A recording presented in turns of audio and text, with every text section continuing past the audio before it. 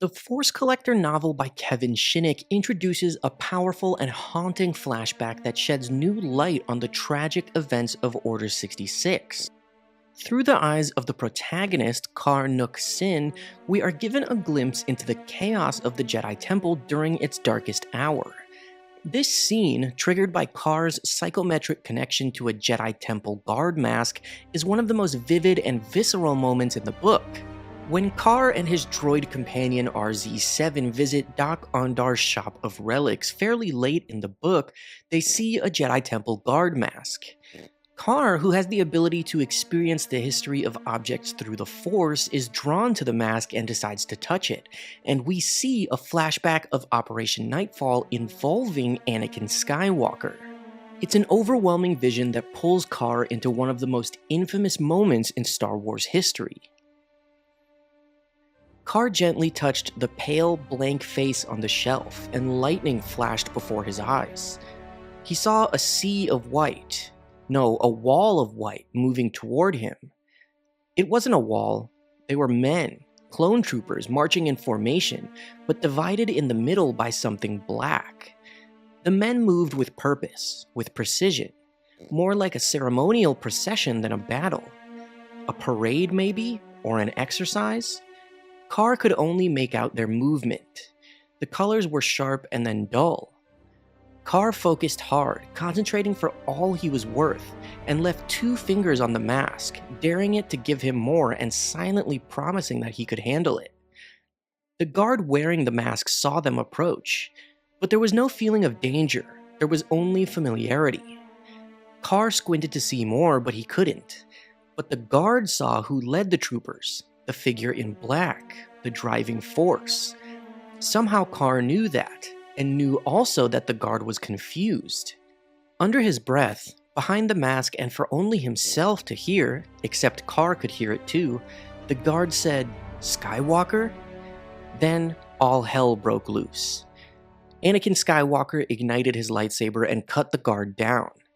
Kar could hardly believe it, and he didn't understand it. He wanted to look away, but there wasn't time, not even in a vision.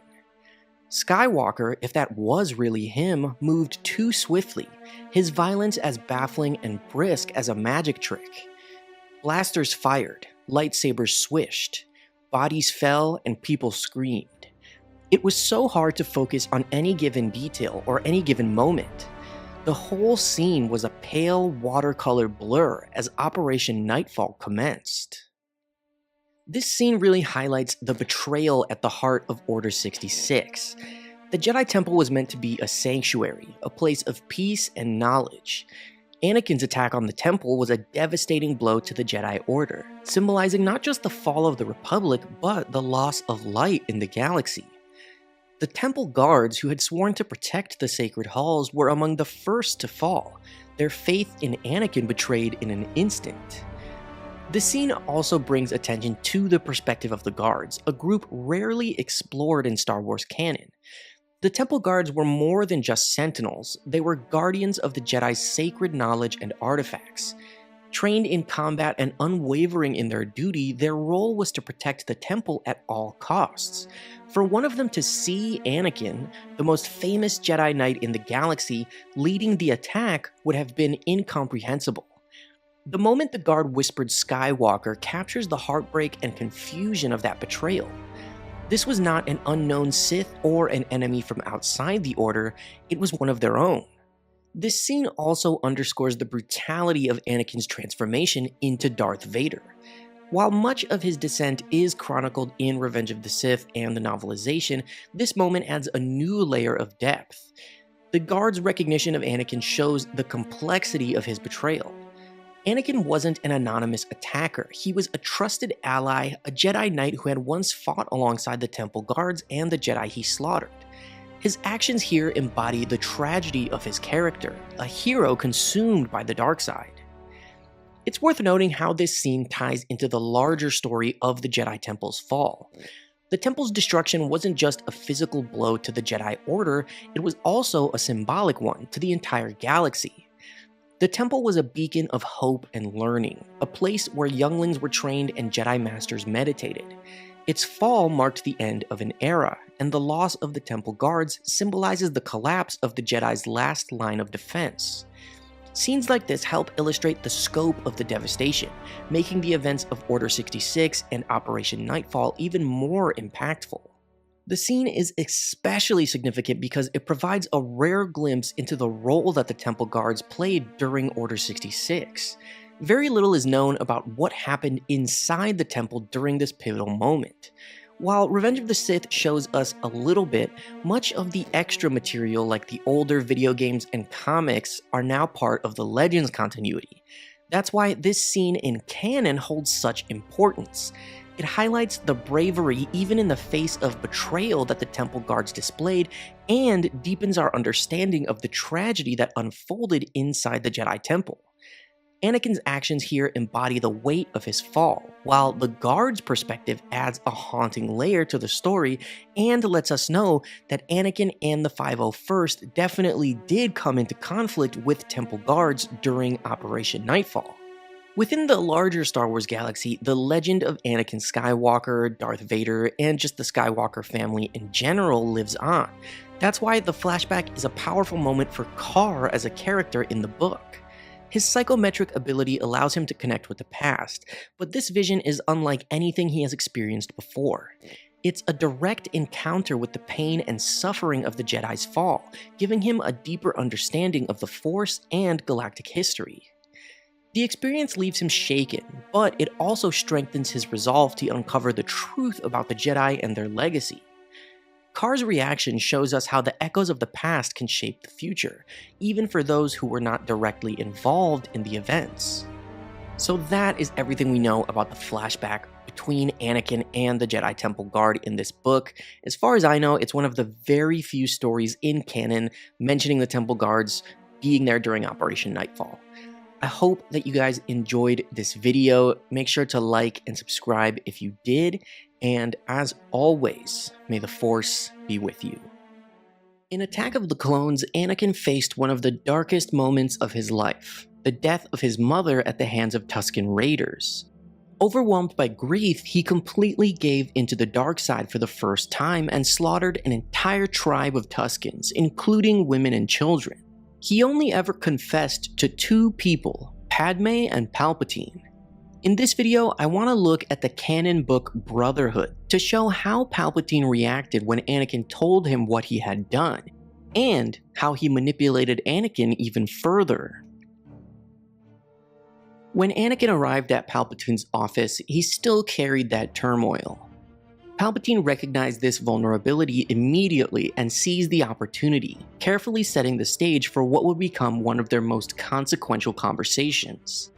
He welcomed Anakin warmly, his expression filled with apparent concern and fatherly warmth. Palpatine knew precisely how to present himself as a compassionate figure, something Anakin desperately craved yet rarely experienced from the Jedi Order. With practiced ease, Palpatine offered Anakin a comfortable seat and a calming drink, creating an atmosphere of intimacy and trust. Palpatine's demeanor was meticulously controlled, every small action intentionally performed to disarm Anakin emotionally and encourage openness. His gentle questions, seemingly innocuous, were carefully crafted to ease Anakin into a state of vulnerability. Palpatine masterfully hid his true intentions behind the mask of a concerned friend, waiting patiently for Anakin to lower his emotional defenses completely. Anakin was unable to confide fully in the Jedi, even in Obi-Wan.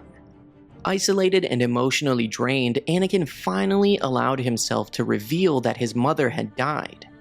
His voice trembling with a mixture of grief, shame, and rage, he then added that she was murdered by Sand People, and he had killed them for revenge. His confession was painful and raw, revealing the full extent of his emotional wounds. As Anakin recounted the events, the abduction, torture, and ultimate death of his mother, his anguish poured forth, filling the room with sorrow. His vivid retelling was laden with torment, the memory of the massacre clearly haunting him. Palpatine responded immediately but carefully. He displayed no shock, horror, or judgment. Instead, his reaction was perfectly tuned to provide Anakin with what he needed most: acceptance and understanding. Palpatine's words were carefully selected to affirm and justify Anakin's violent response, softly stating, "They killed your mother. Of course you wanted revenge." His voice carried warmth and empathy, perfectly hiding his manipulative intent. Palpatine enhanced this verbal validation with subtle physical gestures, notably placing his hand reassuringly upon Anakin's mechanical hand. This gesture symbolized acceptance and understanding, significantly easing Anakin's immediate sense of guilt. To Anakin, Palpatine's reassurance was comforting. To Palpatine, it was a critical step in bringing Anakin closer to him, emotionally and psychologically. Underneath Palpatine's carefully maintained facade of compassion and support lay sinister thoughts. The massacre, instead of horrifying Palpatine, excited him with the dark possibilities it revealed. He recognized in Anakin's violent act a clear demonstration of the young Jedi's potential to embrace the dark side. The passion, anger, and capacity for unrestrained violence showcased precisely the traits Palpatine sought in a Sith apprentice. This moment confirmed to Palpatine that Anakin was ready to move beyond Jedi training toward his true destiny, becoming a Sith Lord. Palpatine internally celebrated this revelation as a critical turning point, understanding fully that Anakin was now deeply vulnerable to his influence, ripe for manipulation and eventual conversion to the Sith. Palpatine's cunning went further still. Seizing this opportunity, he subtly shifted the conversation to critique the Jedi's philosophies, targeting particularly their rigid emotional detachment. He painted Jedi teachings, especially as exemplified by Mace Windu, as fundamentally flawed, cold and insensitive, unable to truly understand or help Anakin. Palpatine's critique wasn't random. By attacking the Jedi's philosophies, he intensified Anakin's growing frustrations and further widened the emotional gap between Anakin and the Order. He presented the Jedi's emotional detachment not as strength, but as weakness, knowing Anakin would resonate deeply with this sentiment. Palpatine further reinforced Anakin's emotional isolation by praising him for the very qualities the Jedi Order condemned: his profound compassion and emotional depth. Palpatine deliberately framed these qualities as rare strengths, distinguishing Anakin from the rest of the Jedi. In doing so, he planted seeds of doubt about the Jedi Order, simultaneously bolstering Anakin's belief in his own uniqueness. Through calculated flattery and empathy, Palpatine nurtured Anakin's increasing reliance upon him, subtly but consistently undermining Anakin's faith in Jedi principles. Palpatine expertly utilized emotional validation as a powerful psychological tool, steering Anakin further down a path away from Jedi teachings and closer to his eventual embrace of Sith ideology. Privately, Palpatine felt deep satisfaction at the outcome of this conversation. Anakin's emotional breakdown and subsequent confession confirmed that Palpatine's long-term strategy was working flawlessly. This moment signified a significant advancement in Anakin's seduction to the dark side, a vital step that Palpatine had carefully orchestrated. Recognizing Anakin's readiness, Palpatine celebrated this crucial turning point. Each word, each gesture had been meticulously designed to deepen Anakin's vulnerability and reliance on him. Palpatine's satisfaction was tempered only by patience. He knew the path to Anakin's final fall required careful timing and continued manipulation. Despite Palpatine's comforting words and actions, Anakin remained internally tormented. Palpatine's reassurance provided temporary relief but failed to erase his lingering guilt completely. Anakin left Palpatine's office feeling comforted yet deeply unsettled, trapped between the Jedi teachings he struggled to uphold and the emotional reality Palpatine had validated. This internal struggle would persist, haunting Anakin, pulling him between conflicting ideals and ultimately contributing to his gradual descent into darkness. This interaction between Anakin and Palpatine from the book Brotherhood marks a pivotal moment in Anakin's tragic path toward becoming Darth Vader. Palpatine's skillful manipulation during Anakin's vulnerable confession set the stage for future events, deepening Anakin's internal conflicts during the Clone Wars and his eventual fall in Revenge of the Sith. I love this scene and I love this book, Brotherhood, so I definitely recommend checking it out if you haven't. It takes place right after Attack of the Clones, so it's also a canon Clone Wars book. Anyway, I hope you guys enjoyed this video. Make sure to like and subscribe if you did, and as always, may the Force be with you. When Obi-Wan defeated Anakin on Mustafar, not only did he sever his 3 remaining limbs and rob him of most of his potential and power in the Force, but he also took Anakin's lightsaber with him. We obviously know that this was for continuity reasons since Obi-Wan gave the weapon to Luke in the original movie. But the saber being taken from Anakin as he grew into his new identity of Vader was very symbolic, and it infuriated him and made the transition harder. So let's jump into the lore to learn Anakin's thoughts in that moment and how it affected Vader afterwards as he was forced to wield a new lightsaber. We're going to pull from the Legends books The Rise and Fall of Darth Vader and Dark Lore The Rise of Darth Vader, as well as the novelization of Revenge of the Sith, which is only loosely canonical, so I'm just going to label this video as fully Legends lore. Defeated and broken, his severed limbs burned away in the lava, Anakin clawed helplessly at the shifting terrain. Above him stood his former master, Obi-Wan, looking down in disbelief at what his friend had become. In those agonizing seconds, Obi-Wan's eyes were drawn to Anakin's lightsaber, lying abandoned on the lava bank. With a heavy heart, he picked it up, feeling the familiar weight in his hand. Obi-Wan couldn't help but observe the tragic irony. Anakin's lightsaber looked similar to his own, crafted under his mentorship, embodying their shared history. Yet now these weapons symbolized their bitter division. He considered how Anakin had intended his weapon to bring balance, to fight for good, and how instead it had been wielded to spread fear and suffering.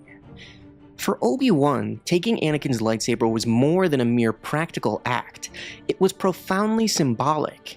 It was a final acknowledgement that the boy he had trained, the brother he had loved, was truly lost to darkness. As he turned away from the burning landscape, lightsaber in hand, Obi-Wan felt immense sorrow. This blade, so intricately tied to Anakin's legacy, was now a stark reminder of failure, a memento of hope extinguished. Below, Anakin lay devastated, physically shattered, but his spirit remained defiant. Through the haze of pain and shock, he noticed Obi-Wan retrieving his fallen lightsaber. Rage surged through him, overwhelming the agony of his wounds. Anakin was furious, not only at his physical defeat, but at the humiliation of seeing his former master take possession of the lightsaber that had once defined his pride and power as a Jedi Knight. Anakin's thoughts were consumed with hate, fueled by betrayal. In his mind, Obi-Wan's action was the ultimate insult, stealing away the last tangible symbol of his strength, independence, and identity. He saw Obi-Wan's departure as abandonment, leaving him to perish in flames, stripped of everything he had earned. In a final burst of wrath, Anakin screamed words born of deep-seated pain and resentment. "I hate you." Even as fire engulfed his body, Anakin stubbornly clung to the belief that he was still stronger than Obi-Wan, his fury sustaining him. But deep down, a profound sense of loss gnawed at him. The lightsaber was more than a mere weapon, it had been part of his very being. Losing it represented losing himself, pushing him further down the irreversible path toward the darkness that had consumed him. After Mustafar, as time passed and Anakin fully became Darth Vader, memories of Mustafar lingered, shaping him into a creature of bitterness and wrath. The loss of his lightsaber haunted Vader deeply. Under the Emperor's command, he was forced to build a new weapon, one befitting his new status as a Sith Lord. Yet, from the very beginning, the process felt forced and unnatural. The Emperor, intending to mold Vader into a tool of fear, instructed him to craft his new lightsaber within the shadow of the Empire's greatest weapon, the Death Star. Vader dutifully followed his master's instructions, but soon realized he was unable to create something new or unique. Despite his efforts to forge an original, powerful saber, he found himself instinctively recreating a twisted reflection of the one Obi-Wan had taken from him. The new saber was crafted to resemble his old one closely. Its shape, its design, and even its weight were attempts to reconnect with his past identity. Yet, everything was slightly off. His mechanical limbs were larger and heavier, unable to grip the new lightsaber with the natural ease he once enjoyed as Anakin. Each time he ignited the Crimson Blade, he was reminded of his limitations, of how far he had fallen, and of the humiliating defeat on Mustafar. Vader despised this new lightsaber. Its awkwardness reinforced the painful memories of his life as Anakin Skywalker, something he desperately wanted to forget.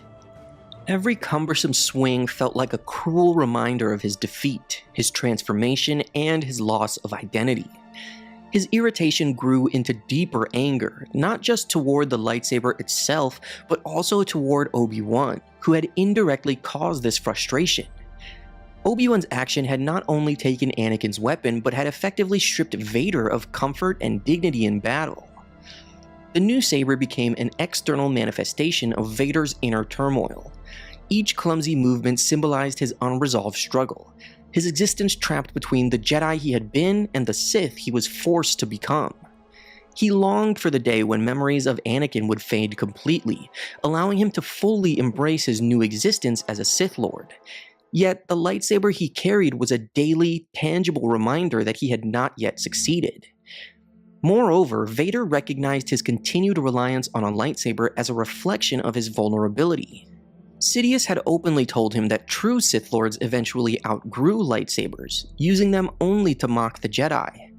Vader's continued use of such a weapon reminded him of his inadequacy and dependence, both intolerable to his pride. Every encounter, every duel, every assassination he carried out with his new blade intensified his rage. His anger was no longer merely directed outward at enemies or rebels, but inward at himself, at the weaknesses that still plagued him, at the ghost of Anakin Skywalker who refused to fade away. Obi-Wan's simple act of taking his lightsaber had sparked a cascading series of emotional and psychological consequences, trapping Vader in perpetual bitterness and self-loathing. Ultimately, the impact of Obi-Wan taking his lightsaber extended far beyond the simple act itself. It shaped Vader's path, cementing his bitterness, fueling his rage, and reinforcing his relentless pursuit of power. This one act symbolized the irrevocable fracture between Anakin and Vader, highlighting the profound tragedy that defined his existence. For Obi-Wan, the lightsaber was a sorrowful reminder of what could have been, of a friendship lost, of trust betrayed, and of a galaxy plunged into darkness.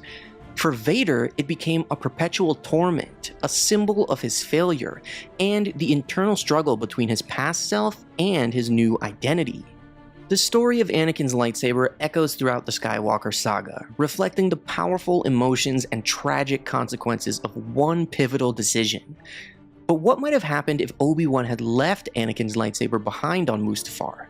Could it have altered Vader's journey into darkness?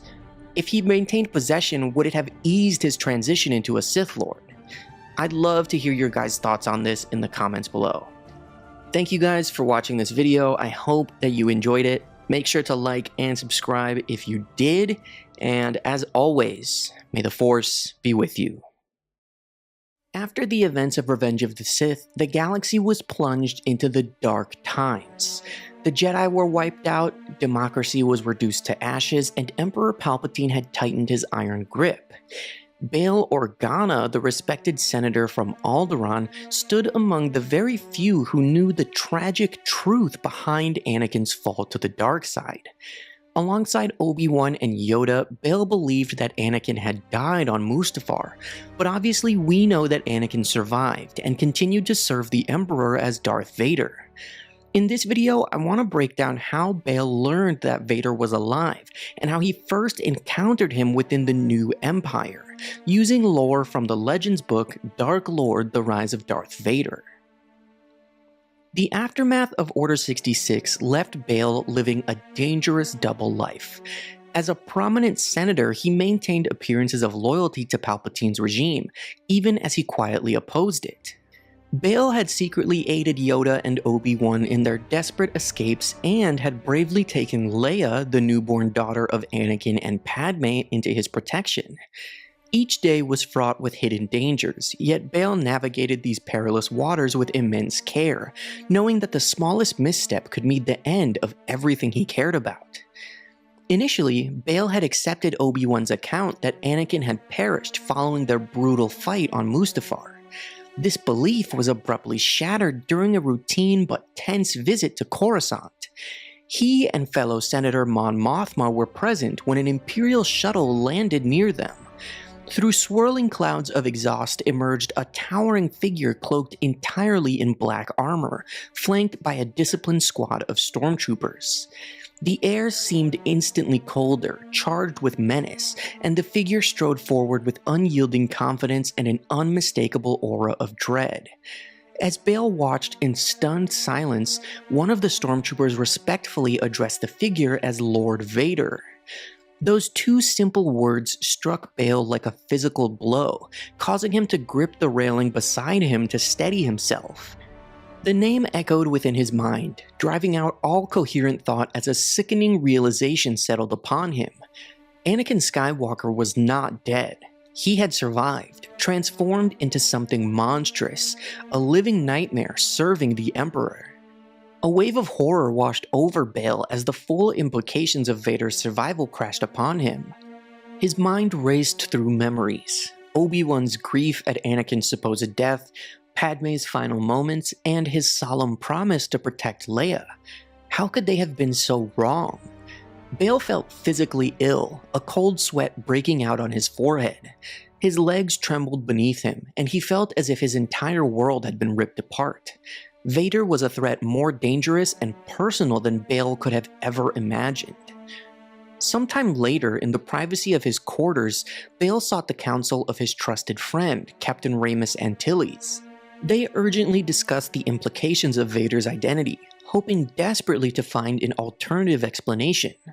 Perhaps Vader was merely another one of Palpatine's apprentices who had taken the same name, or even a mechanical monstrosity akin to General Grievous.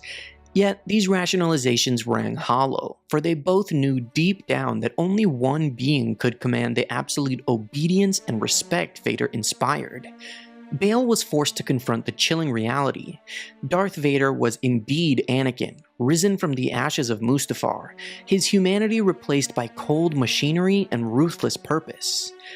This discovery plunged Bale into an even deeper, relentless anxiety.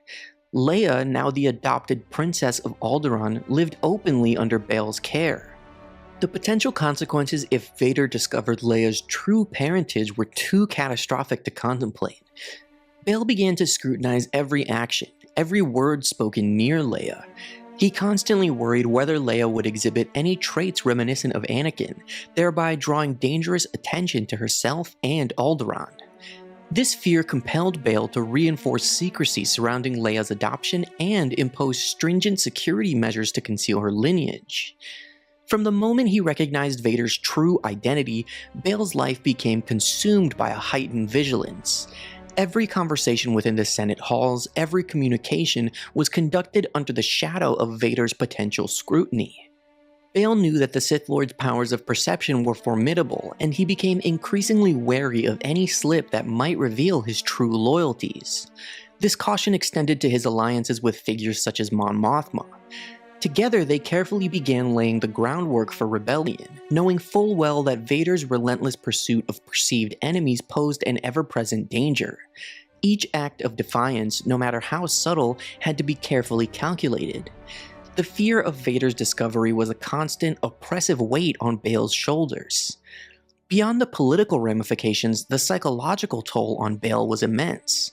Knowing that the once heroic Anakin Skywalker now walked as a Sith Lord, spreading fear and enforcing tyranny, weighed heavily upon him. Bale felt a deep sense of personal sorrow and betrayal, mourning the man Anakin had once been, a friend and ally, while simultaneously fearing the dark entity he had become. This conflict gnawed at Bale constantly, deepening his resolve to resist the Empire's tyranny while burdening him with the tragic truth he could never openly share. The revelation of Anakin's survival as Darth Vader fundamentally reshaped Bale Organa's life and decisions following the formation of the Empire. He was forced to navigate the dangerous waters of Imperial politics more carefully than ever, all while secretly nurturing the seeds of rebellion. Raising Leia, Anakin's daughter, added another layer of complexity and danger. Every decision Bale made from that moment onward was influenced by the shadow cast by Vader, forever intertwining their fates. This tragic irony, Bale raising Vader's daughter while fearing Vader himself, highlights the depth of sacrifice and courage required in the fight against darkness. Thank you guys so much for watching this video. I hope that you enjoyed it. Make sure to like and subscribe if you did, and as always, may the Force be with you. Grand Moff Wilhuff Tarkin and Darth Vader were two of the most fearsome figures in the Galactic Empire. One was a cold, calculating military strategist, the other a dark Sith warrior wielding unimaginable power. But here's the question that has intrigued Star Wars fans for years. Did Tarkin know that Darth Vader was once Anakin Skywalker? To answer this question, I want to pull from the canon book Tarkin by James Luceno, which gives us some great context regarding their relationship and what exactly Tarkin knew about Vader. To understand if Tarkin knew Vader's identity, we must first look at his relationship with Anakin Skywalker during the Clone Wars. We know that Tarkin and Anakin fought together during some pivotal battles, such as the rescue of Master PL. Their shared tactical minds and disdain for bureaucratic inefficiency created a bond of mutual respect. Tarkin admired Anakin's effectiveness as a Jedi general, and despite their differing philosophies, they worked seamlessly together, sometimes sharing a belief that the Jedi Order's leadership often hindered decisive action. This mutual understanding laid the foundation for Tarkin's future suspicions. Could he have recognized those same qualities in Darth Vader? Since the end of the Clone Wars, Vader and Tarkin were occasionally partners, both in Geonosis space and in political and military campaigns that had taken place throughout the galaxy. Tarkin had long nursed suspicions about who Vader was beneath the black mask and helmet, as well as how he had come to be, but he knew better than to give open voice to those thoughts. Nothing about Vader seemed natural. Not his towering height, his deep voice, his antiquated diction. Yet, despite those qualities and the mask and respirator, Tarkin believed him to be more man than machine. Although he had clearly twisted the powers of the Force to his own dark purposes, Vader's innate strength was undeniable. His contained rage was genuine as well, and not simply the result of some murderous cyber program. But the quality that made him most human was the fierce dedication he demonstrated to the Emperor. It was that obedience, the steadfast devotion to execute whatever task the Emperor assigned, that had given rise to so many rumors about Vader. That he was a counterpart to the Confederacy's General Grievous the Emperor had been holding in reserve, or that he was an augmented human or near-human who had been trained or trained himself in the ways of the Sith, or that he was nothing more than a monster fashioned in some clandestine laboratory. Many believed that the Emperor's willingness to grant so much authority to such a being heralded the shape of things to come, for it was beyond dispute that Vader was the Empire's first terror weapon. Tarkin didn't always agree with Vader's methods for dealing with those who opposed the Empire, but he held the Dark Lord in high esteem, and he hoped Vader felt the same toward him. Very early on in their partnership, soon after both had been introduced to the secret battle station, Tarkin grew convinced that Vader knew him much better than he let on, and that behind the bulging lenses of his mask, whatever remained of Vader's human eyes regarded him with clear recognition. More than anything else, it was those initial feelings that had provided Tarkin with his first suspicion as to Vader's identity. Later, observing the rapport that the Dark Lord shared with the stormtroopers who supported him and the technique he displayed in wielding his crimson lightsaber, Tarkin grew more and more convinced that his suspicions were right. It was very likely that Vader was the Jedi Knight Anakin Skywalker, whom Tarkin had fought beside during the Clone Wars and for whom he had developed a grudging appreciation.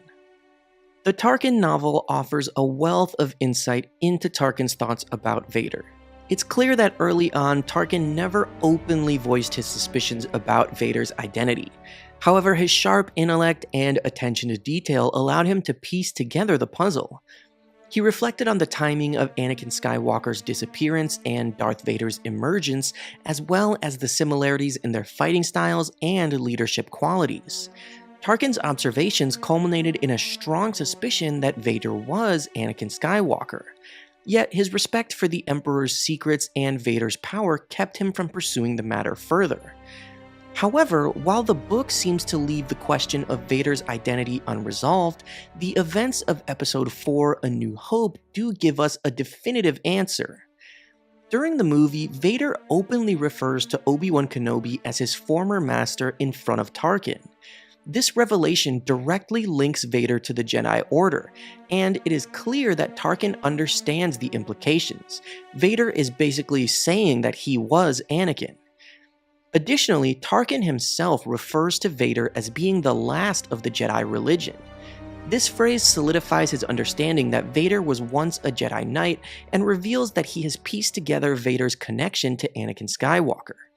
It's evident that in the years between the events of Tarkin and A New Hope, Tarkin came to definitively learn Vader's true identity as Anakin. Furthermore, the casual nature of these exchanges in the movie indicates that both men were fully aware of this shared knowledge and had moved beyond any pretense of secrecy. So, to answer the question, did Tarkin know that Vader was Anakin? Based on the canon lore in Tarkin and the scene from A New Hope, the answer is obviously yes. Tarkin's intellect, observations, and direct interactions with Vader all point to a man who pieced together the truth. Tarkin was a sharp leader who was too intelligent not to suspect Vader's true identity. It's clear that Tarkin knew and Vader allowed him to know. Their relationship was built on mutual respect and a shared understanding of their roles within the Empire.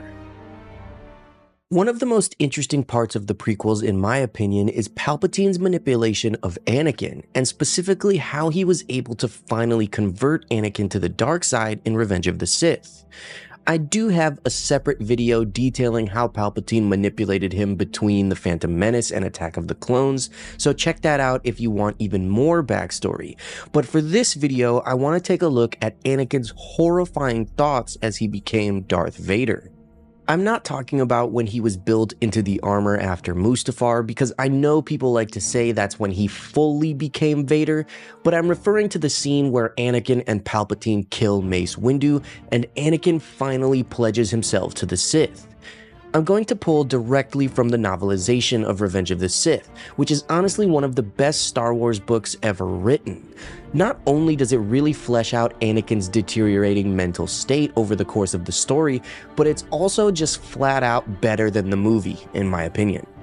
Now, let's take a look into Anakin Skywalker's mind as he finally became a Dark Lord of the Sith. Anakin knelt in Palpatine's office, looking down at a hand with brown skin that he had just severed with his blade. What had he done? Another hand, warm and alive, laid itself on his shoulder. A familiar, gentle voice told him that he was fulfilling his destiny, that the Jedi were traitors, and that he had just saved the Republic. Anakin realized that Palpatine was right, and wondered how he hadn't seen it sooner. Palpatine replied that the Jedi, including Obi-Wan, hadn't trusted Anakin, not even enough to tell him of their plot to overthrow the Senate. Treason echoed in Anakin's memory, as he remembered the Council ordering him to spy on Palpatine, an assignment that had been kept off record. Palpatine continued, saying that he did not fear Anakin's power as the Jedi Council did. He embraced it. Since Anakin was the greatest of all the Jedi, he could also be the greatest of the Sith. In his perfect method of manipulation, he told Anakin that he believed in him, and he trusted him completely. Anakin looked up at Palpatine, and what he saw choked him like an invisible fist crushing his throat. Palpatine's face was no longer human. His eyes were a cold and feral yellow, gleaming like a predator, and the bones of his face had melted and distorted. The skin had become gray and coarse. Looking into that face of absolute darkness, Anakin saw his future. Palpatine asked him to join him, to pledge himself to the Sith as his apprentice. He told Anakin to look inward, to see himself as he truly was, observing his emotions that the Jedi had sought to repress. As the shadow beside him spoke, its words became true. Anakin handled his emotions. He dissected them. He reassembled them and pulled them apart again. He still felt them. If anything, they burned even hotter than before, but they no longer had the power to cloud his mind. Palpatine was pleased and said that he had found the first key to the power of the Sith. Anakin opened his eyes and turned his gaze fully upon the grotesque features of Darth Sidious. As he looked upon the face of Sidious, he felt a powerful revulsion that interested him. Within himself, Anakin weighed Padme's life against the Jedi Order, and he pledged himself to the teachings of the Sith. Sidious stood over his new pupil, placed a hand on his brow, and inducted him into the Order of the Dark Lords of the Sith. Anakin heard Sidious say his new name, Vader. He repeated it to himself in his mind. Sidious instructed him to rise. The Sith Lord who had once been a Jedi hero called Anakin Skywalker stood, drawing himself up to his full height. He looked not outward upon his new master, nor upon Coruscant beyond, nor out into the galaxy that they would soon rule. He instead turned his gaze inward. He unlocked the furnace gate within his heart and regarded with new eyes the dragon that had haunted his life. "I am Darth Vader," he said within himself. The dragon tried again to whisper of failure and weakness and death, but with one hand the Sith Lord caught it and crushed it. "I am Darth Vader," he repeated as he ground the dragon's corpse to dust. "You are nothing at all," he told the dragon as he finally destroyed it. He had become, finally, what they all called him, the hero with no fear. He was Darth Vader. When Anakin returned from the Outer Rim sieges and learned that Padme was pregnant, his emotions were a mix of joy and fear. This development, which should have been a cause for celebration, pushed Anakin fully down the dark path he had been approaching his entire life, as he was then haunted by premonitions of Padme's death in childbirth. Anakin's mental state, his emotions, and his thoughts were incredibly complex, especially in Revenge of the Sith. His trauma, his repressed rage under the Jedi teachings, and his compulsion to possess his loved ones were his undoing. Thankfully, the canon book Skywalker: A Family at War gives us a look into Anakin's thoughts about his unborn child and his fear of losing Padme. Unfortunately, as Anakin drew gradually closer to the dark side than ever before during this time period, his thoughts are disturbing. When Padme told Anakin that he was about to become a father, he immediately began to obsess over the ramifications and complications of such a development. Padme could only conceal her condition for so long, masking her pregnancy under cloaks of fine Naboo velvet. Anyone who had previously suspected a deeper connection between the Senator and the Jedi would have more reason than ever to believe that he had cast aside the Jedi's strict code and consorted with a woman he was clearly in love with. And even if he and Padme managed to maintain their deception, once the child arrived, the Queen of Naboo would relieve Padme of her post, and it would be impossible for Anakin to remain a Jedi, except as an absentee father. For Anakin to allow his child to grow up fatherless while he stood by, cast in the role of a caring family friend, was unconscionable. Moreover, a child could hardly be trusted to carry the secret without disclosing, by a slip of the tongue or betrayal of their feelings sensed by the Jedi through the Force, to keep the truth quiet for long. Anakin's Jedi training temporarily helped calm his anxieties, allowing him a moment to embrace what their future might hold.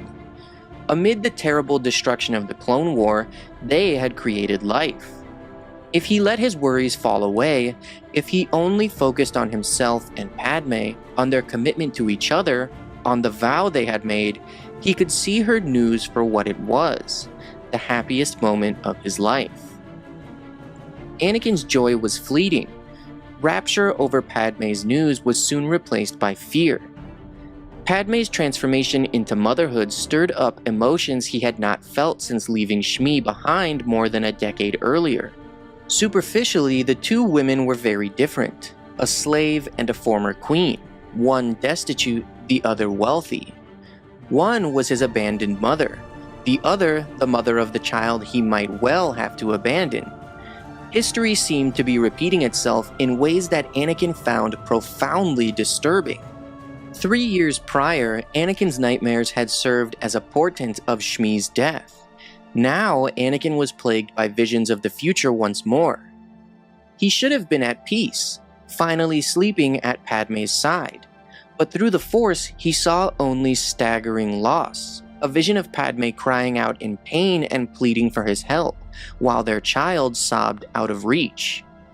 When he told Padme what he had seen, her worries rested with the baby. She was prepared to give her life to protect her unborn child. Anakin's concerns were chiefly with his wife. And this is where Anakin's thoughts begin to become disturbing. Later, when Palpatine told him the tragedy of Darth Plagueis the Wise, Anakin disregarded the moral point of the tale and instead fixated on a glimmer of hope he found in it. He knew it was dangerous, but he was willing to give anything to discover this mythological power so that Padme might cheat death. He would willingly lay down his own life, lose their child, and destroy everything else he held dear to save Padme from his mother's fate, and save himself from enduring a life without her. In exchange for Padme's life, he was prepared to watch the whole galaxy burn. Anakin, or Darth Vader, suffered a brutal defeat on Mustafar at the hands of Obi-Wan Kenobi, leaving him with injuries that he had to endure for the rest of his life. The loss of limbs and being burned alive were the repercussions of his fall from grace and terrible atrocities he had committed against the Jedi Order. The moment itself is gruesome enough as depicted in the film, but the novelization, as well as the Legends book The Rise and Fall of Darth Vader, give further insight into Anakin's thoughts as he was burning, providing a painful look into his mind as he suffered. The duel between Anakin and Obi-Wan had carried them far from the landing pad where it had began, and now the duel was over. With a single sweep of his lightsaber, Obi-Wan had severed his former Padawan's legs at the knees and also his left arm. As his crippled body fell down the slope of the lava bank, Anakin scrabbled at the black sand, but struggling only made him slip farther. The sand itself was hot enough that digging the durasteel fingers of his mechanical arm into it burned off his glove, and his robes began to smolder. As Anakin struggled to raise his head from the scalding sand, his eyes blazed with fury as he glared at Obi-Wan, thinking to himself that he would not die like this, that he was still stronger than his old master. As Obi-Wan bellowed down at him about being the chosen one, Anakin felt the intense heat permeating his torn tunic, and he spotted his fallen lightsaber lying a short distance away. He was too stunned and dazed to focus his powers, so he helplessly watched with rage as Obi-Wan bent down to pick up his saber, and carried it with him as he began walking up the slope. Anakin's long hair had blackened and was beginning to char in the intense heat. He screamed that he hated Obi-Wan, and as the Jedi Master turned back for the final time to tell him that he loved him, Anakin's clothes caught on fire, and he was instantly engulfed in flames. His screams were filled with anger as well as pain, not unlike that of any entirely helpless creature.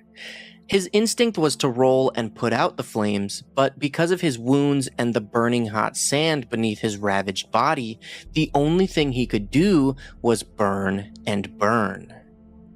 As Obi-Wan walked off, leaving him to die, Anakin could somehow still feel one last flicker of Obi-Wan's presence in the Force before the Jedi receded from view completely. Anakin kept screaming until the flames finally burned out. When they did, he again dug his mechanical fingers into the sand, pulling himself a few millimeters up the slope. With each movement, hot volcanic shards scraped and tore at his roasted flesh. It took all of his concentration and willpower to shift his scorched remains up the bank and away from the lava river. Only his power in the Force kept him from blacking out. Only his pure hatred for Obi-Wan made him want to live.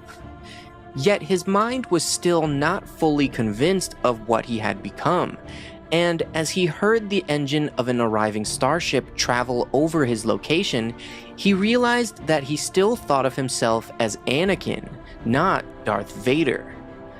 He had no idea how much time had passed before he heard the voices of clone troopers nearby, and then the voice of his master. As Sidious approached him, kneeling down next to his ruined body, Anakin went completely limp and finally allowed the darkness to sweep over him. After his brutal defeat and immolation on Mustafar, Darth Vader, mutilated and severely burned, was transported back to Coruscant by the newly appointed Emperor. The Emperor took this opportunity to intentionally limit Vader with a suit of cybernetic life support armor that would both keep him alive and restrain his powers so he could never rebel.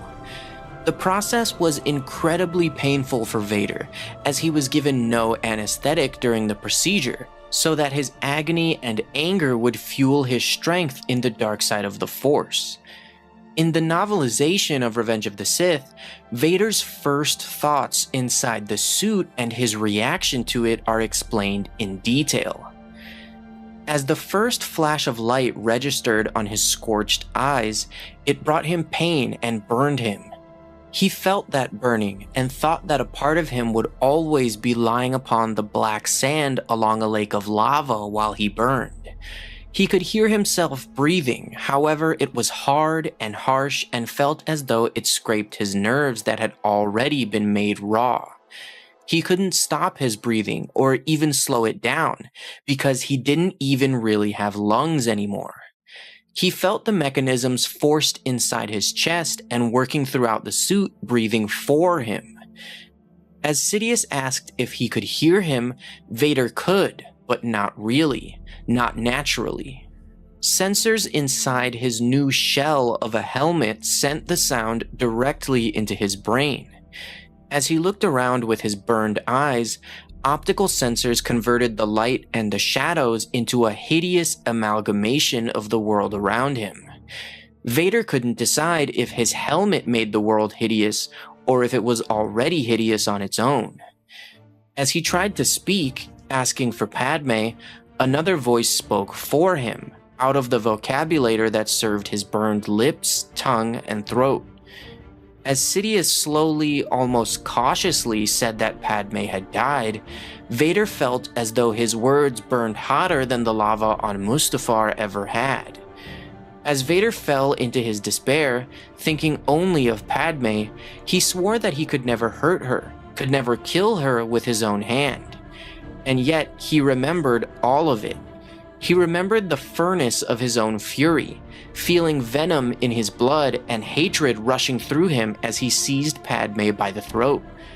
And in that moment, Vader finally understood himself. He realized that there was never any monster inside of him. It was only him, and he had done it. He had killed Padme. He realized that he had killed her because when he finally could have saved her and gone away with her, the only thing he thought of was himself. He then realized the clear and cruel truth of the Sith, because now himself is all that he would ever have. As he felt his rage and screamed and reached out through the Force to destroy Sidious, he felt that his power was now so much less. The power of Anakin Skywalker felt only like a memory, and he could barely manage to destroy the medical droids around him, while he couldn't even touch Sidious. In the end, he didn't really want to destroy his new master, because he was all that Vader had left.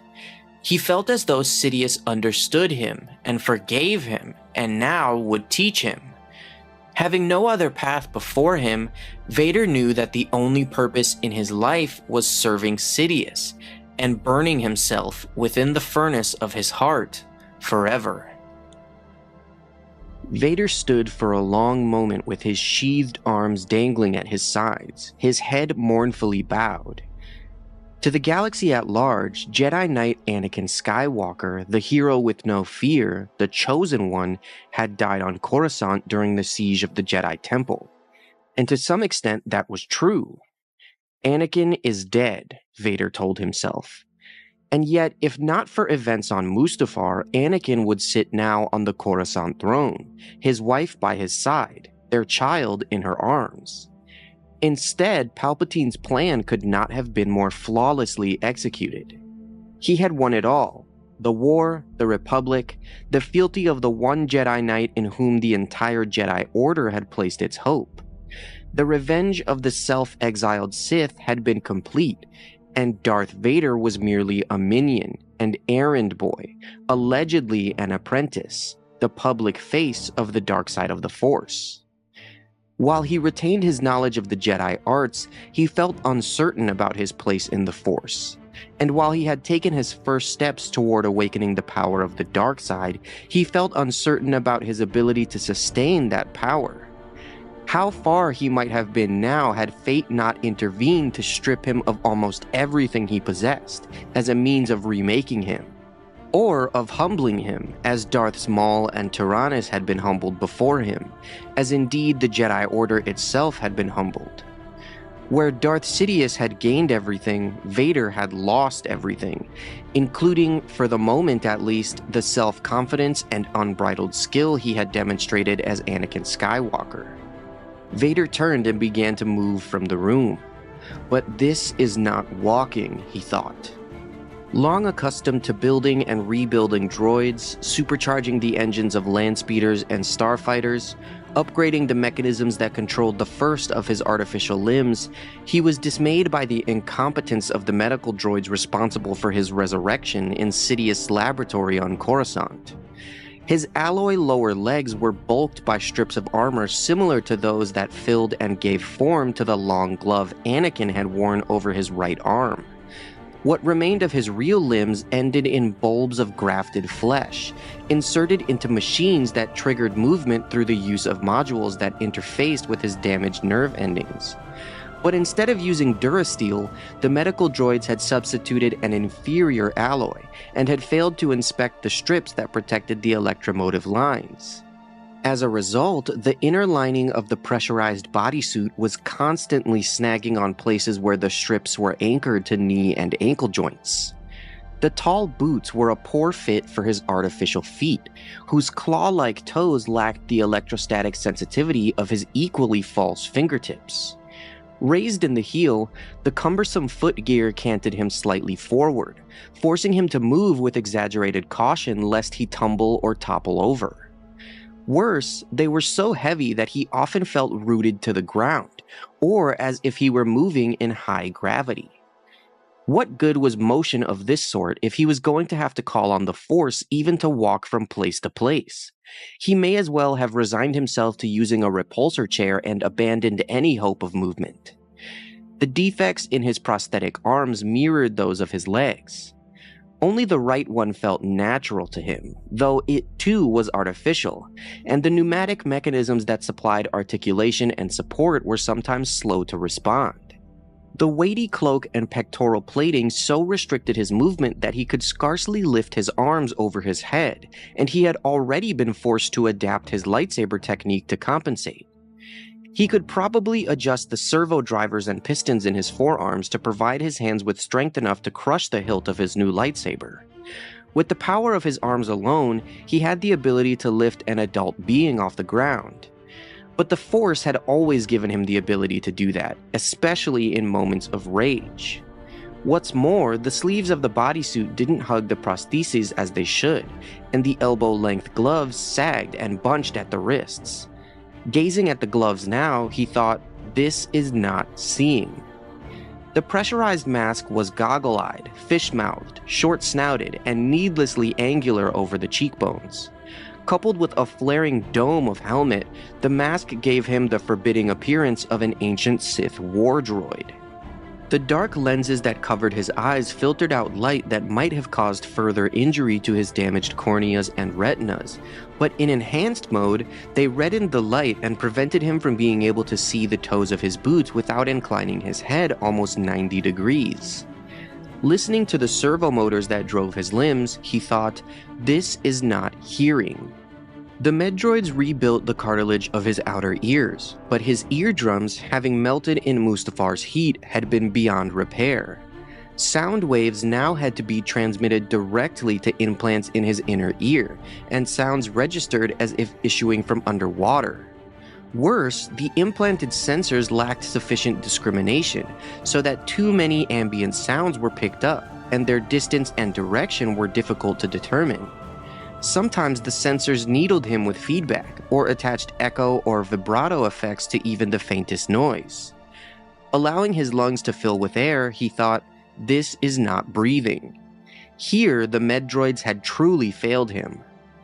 From a control box he wore strapped to his chest, a thick cable entered his torso, linked to a breathing apparatus and heartbeat regulator. The ventilator was implanted in his hideously scarred chest, along with tubes that ran directly into his damaged lungs, and others that entered his throat, so that should the chest plate or belt control panels develop a glitch, he could breathe unassisted for a limited time. But the monitoring panel beeped frequently and for no reason, and the constellation of lights served only as steady reminders of his vulnerability. The incessant rasp of his breathing interfered with his ability to rest, let alone sleep. And sleep, in the rare moments it came to him, was a nightmarish jumble of twisted, recurrent memories that unfolded to excruciating sounds.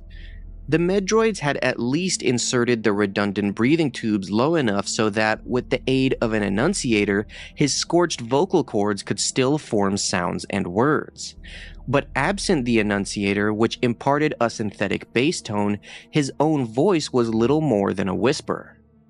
He could take food through his mouth as well, but only when he was inside a hyperbaric chamber, since he had to remove the triangular respiratory vent that was the mask's prominent feature. So it was easier to receive nourishment through liquids, intravenous and otherwise, and to rely on catheters, collection pouches, and recyclers to deal with his waste. But all those devices made it even more difficult for him to move with ease, much less with any grace. The pectoral armor that protected the artificial lung weighed him down, as did the electrode-studded collar that supported the outsized helmet, necessary to safeguard the cybernetic devices that replaced the uppermost of his vertebrae, the delicate systems of the mask, and the ragged scars in his hairless head, which owed as much to what he had endured on Mustafar as to attempts at emergency trephination during the trip back to Coruscant aboard Sidious's shuttle. The synth skin that substituted for what was seared from his bones itched incessantly, and his body needed to be periodically cleansed and scrubbed of necrotic flesh. Already he had experienced moments of claustrophobia, moments of desperation to be rid of the suit, to emerge from the shell. He needed to build, or have built, a chamber in which he could feel human again, if possible. All in all, he thought, this is not living. This was solitary confinement, prison of the worst sort, continual torture. He was nothing more than wreckage, power without clear purpose.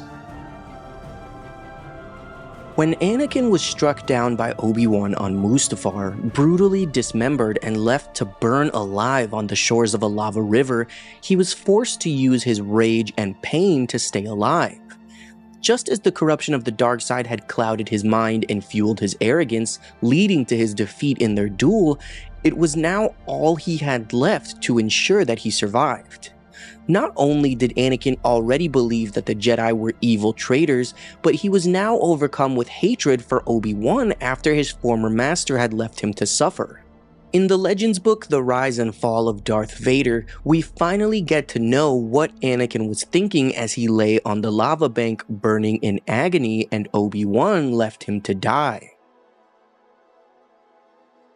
Anakin had never imagined that Obi-Wan possessed the strength to defeat him so brutally. His old master shouted down at him as he writhed in pain at the bottom of a slope of black sand. Their exhausting duel had carried them far from the landing pad where Padme's ship had arrived, but now it was over. With 2 quick strokes, Obi-Wan had severed his legs at the knees and his left arm at the elbow. As Anakin struggled to raise his head from the smoldering sand, his eyes blazed a bright yellow with the fury of the dark side. He glared at Obi-Wan, thinking to himself that he would not die that way, that he was still stronger than Obi-Wan even in his injured state. As Obi-Wan continued shouting down at him, Anakin could feel the intense heat of the lava beginning to permeate his torn tunic, and he spotted his fallen lightsaber lying nearby. He wanted to retrieve it with the Force, but he found that he was too stunned and dazed to focus his powers, so he watched helplessly as Obi-Wan bent down to pick up his saber, then took it with him as he began to walk up the slope. Anakin finally managed to speak, roaring that he hated his old master. Obi-Wan stopped in his tracks and turned one final time to face the ruined, seething monster below him, and softly replied that he had loved him. At that moment, Anakin's clothes caught fire from the heat, and his entire body was suddenly engulfed in flames. His screams were filled with anger as well as pain, as he was a helpless creature in agony. His first instinct was to roll and put out the flames, but because of his wounds and the red-hot sand beneath his ravaged body, all he could do was burn. His skin was destroyed, his lungs scorched, his eardrums melted, his entire body decimated by fire as Obi-Wan walked away, leaving him to die. Somehow, through his agony, Anakin felt one last flicker of Obi-Wan's presence before he disappeared from his view completely. Finally, after an unknown amount of time, the flames burned out, and Anakin dug his mechanical right arm into the sand. He pulled with all his strength and slid a few millimeters up the slope. He willed himself to repeat the movement, and with each tug, hot volcanic shards scraped and tore at his roasted flesh. It took all of his concentration to shift his scorched remains up the slope and away from the lava river. As he moaned and gasped in pain, only his powers in the Force kept him from losing consciousness. Only his hatred for Obi-Wan gave him the desire to live. After some time, he heard the engine of an arriving starship travel over his position. He had no idea how much time had passed before he heard a clone trooper's voice call out above him, and then he heard the voice of his new master. As he saw Sidious approaching him, his torso went completely limp, and he finally allowed darkness to sweep over him. Hey guys, welcome back to another video. I hope that you are all doing well. Today, I want to share one of my favorite stories from Canon. It's really beautiful and it just explains everything that Anakin saw and thought and heard when he died and became one with the Force in Return of the Jedi. So let's jump right in. When Anakin returned to the light side of the Force, he found the strength to finally destroy the Emperor and fulfill the prophecy that the Jedi had envisioned so many years before. With the help of his son Luke, Anakin was able to turn away from the dark path he had stumbled down, sacrificing his own life in the process. With his suit of life support armor damaged beyond repair, Anakin accepted death, grateful to Luke for saving him from the dark side of the Force. After over 2 decades of pain and suffering and his reign as a Dark Lord of the Sith, Anakin Skywalker finally died and became one with the Force. But what was he thinking during the final moments of his life in the physical world? How did he know how to maintain his consciousness so that he could manifest as a Force ghost? All of this is revealed to us in the canon book Return of the Jedi from a Certain Point of View, in the short story titled Brotherhood. Within the collapsing debris of the doomed second Death Star, the mutilated, half-machine body of Darth Vader fought for 1 or 2 more breaths. Vader's rage and consuming fear finally subsided, a gradual withering as he struggled to form the words, his organs and his cybernetic implants failing simultaneously. But he managed to speak, one last effort to express the most important things that Anakin Skywalker had ever said in his life. As he gazed upon the compassionate eyes of his son, the man who saved him, Anakin told him to tell his twin sister that he had been right about him. With that, Anakin sank into the void of the Force, guided only by a single flame within himself. But within the emptiness of that next place, he felt the flame within him, a growing intensity and radiance strong enough to break the darkness. Even as his physical body died, Anakin burned within the Force like the mythical sun dragon of Tatooine. His mother had once told him that he had the burning heart of the sun dragon, and years of living as Vader under layers of bulky armor and dead tissue had made him forget that. Ignored under the corruption of darkness, that memory was as good as destroyed. But the Sun Dragon could never be destroyed, not in the stories of myth, and not within the Force, or within Anakin himself. And inside the endless landscape of nothing, he fought the ocean of the Force. It pulled at him and clashed against him as he fought to be stronger than the Force itself. And then everything snapped into place, a connection beyond time and space, beyond worlds, and Anakin heard the voices of his loved ones from years past. Padme on her deathbed, claiming there was still good within him. Qui-Gon dying on Naboo, making Obi-Wan promise to train him. Ahsoka never giving up on him, telling Maul he was wrong about Anakin on Mandalore. Words and images wove around and through him. He heard Obi-Wan's voice calling him a good friend. Anakin wondered when was the last time anyone had thought of him as a friend. In the Force, that thought brought calm to him, flames from his sun dragon heart collapsing into a steady rhythm. And in response, the strangest thing happened. Anakin had spent his life trying to control the Force, an aggressive tension that often lashed back in struggle. Here, this single drop of calm offered something different, a surprising tranquility that allowed him to drift. In the endless space of nothing, Anakin simply existed in the quiet. For years, he had been constantly surrounded by the mechanical thrums of his armor and cybernetics, noise that was often his sole companion. Anakin always wondered if peace might lie beyond the noise of Darth Vader. Yet the absence of sound within this ether created anything but that, leaving him with one harsh truth. So many terrible things had happened in the galaxy, and he was the cause. He had brought destruction. He had brought pain to his apprentice. He had brought betrayal to his brother, and he had brought death to his wife. Then, a subtle shift occurred, a single intention that broke the quiet and rippled outward within the Force.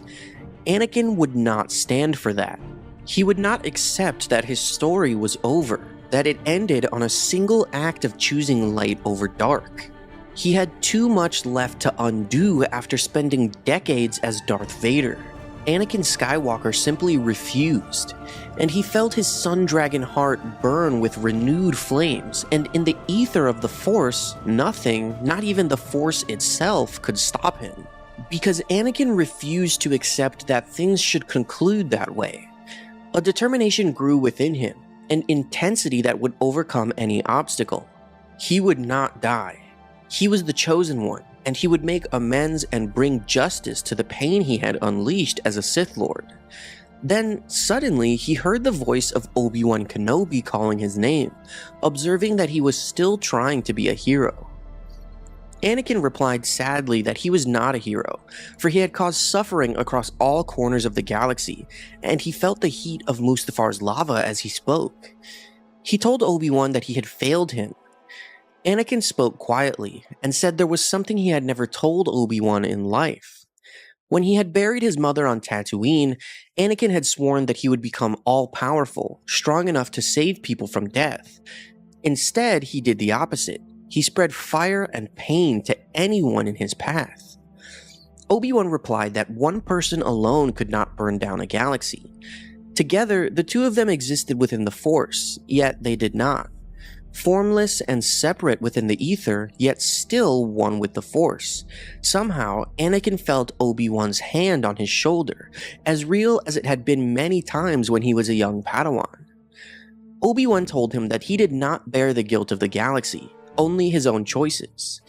Anakin replied that he had made the choices to kneel to the dark side, to storm the Jedi Temple, and to fight Obi-Wan on Mustafar. Obi-Wan agreed, and said those choices belonged to Anakin alone, but his voice carried no judgment. He said that he had one final challenge for Anakin, and a sudden light broke through the nothingness, a beam piercing the darkness. Suddenly, Anakin was somewhere new, surrounded by a dense forest. In front of him, he saw a glowing funeral pyre, with Luke standing in front of it. Somehow, Luke had stared directly into the pain and rage of Darth Vader and managed to see past it, to recognize the part of Anakin Skywalker that remained buried inside. Now, he was just a son offering compassion to his dead father. Obi-Wan stated that Anakin had chosen Luke over the Emperor, chosen empathy over power, chosen a brighter future for the galaxy and to break the rule of the Sith. He said that Anakin had chosen to bring balance. Anakin watched as the flames consumed the armor that had kept him alive for many years, and he wondered what Luke must think of the legacy burning before his eyes.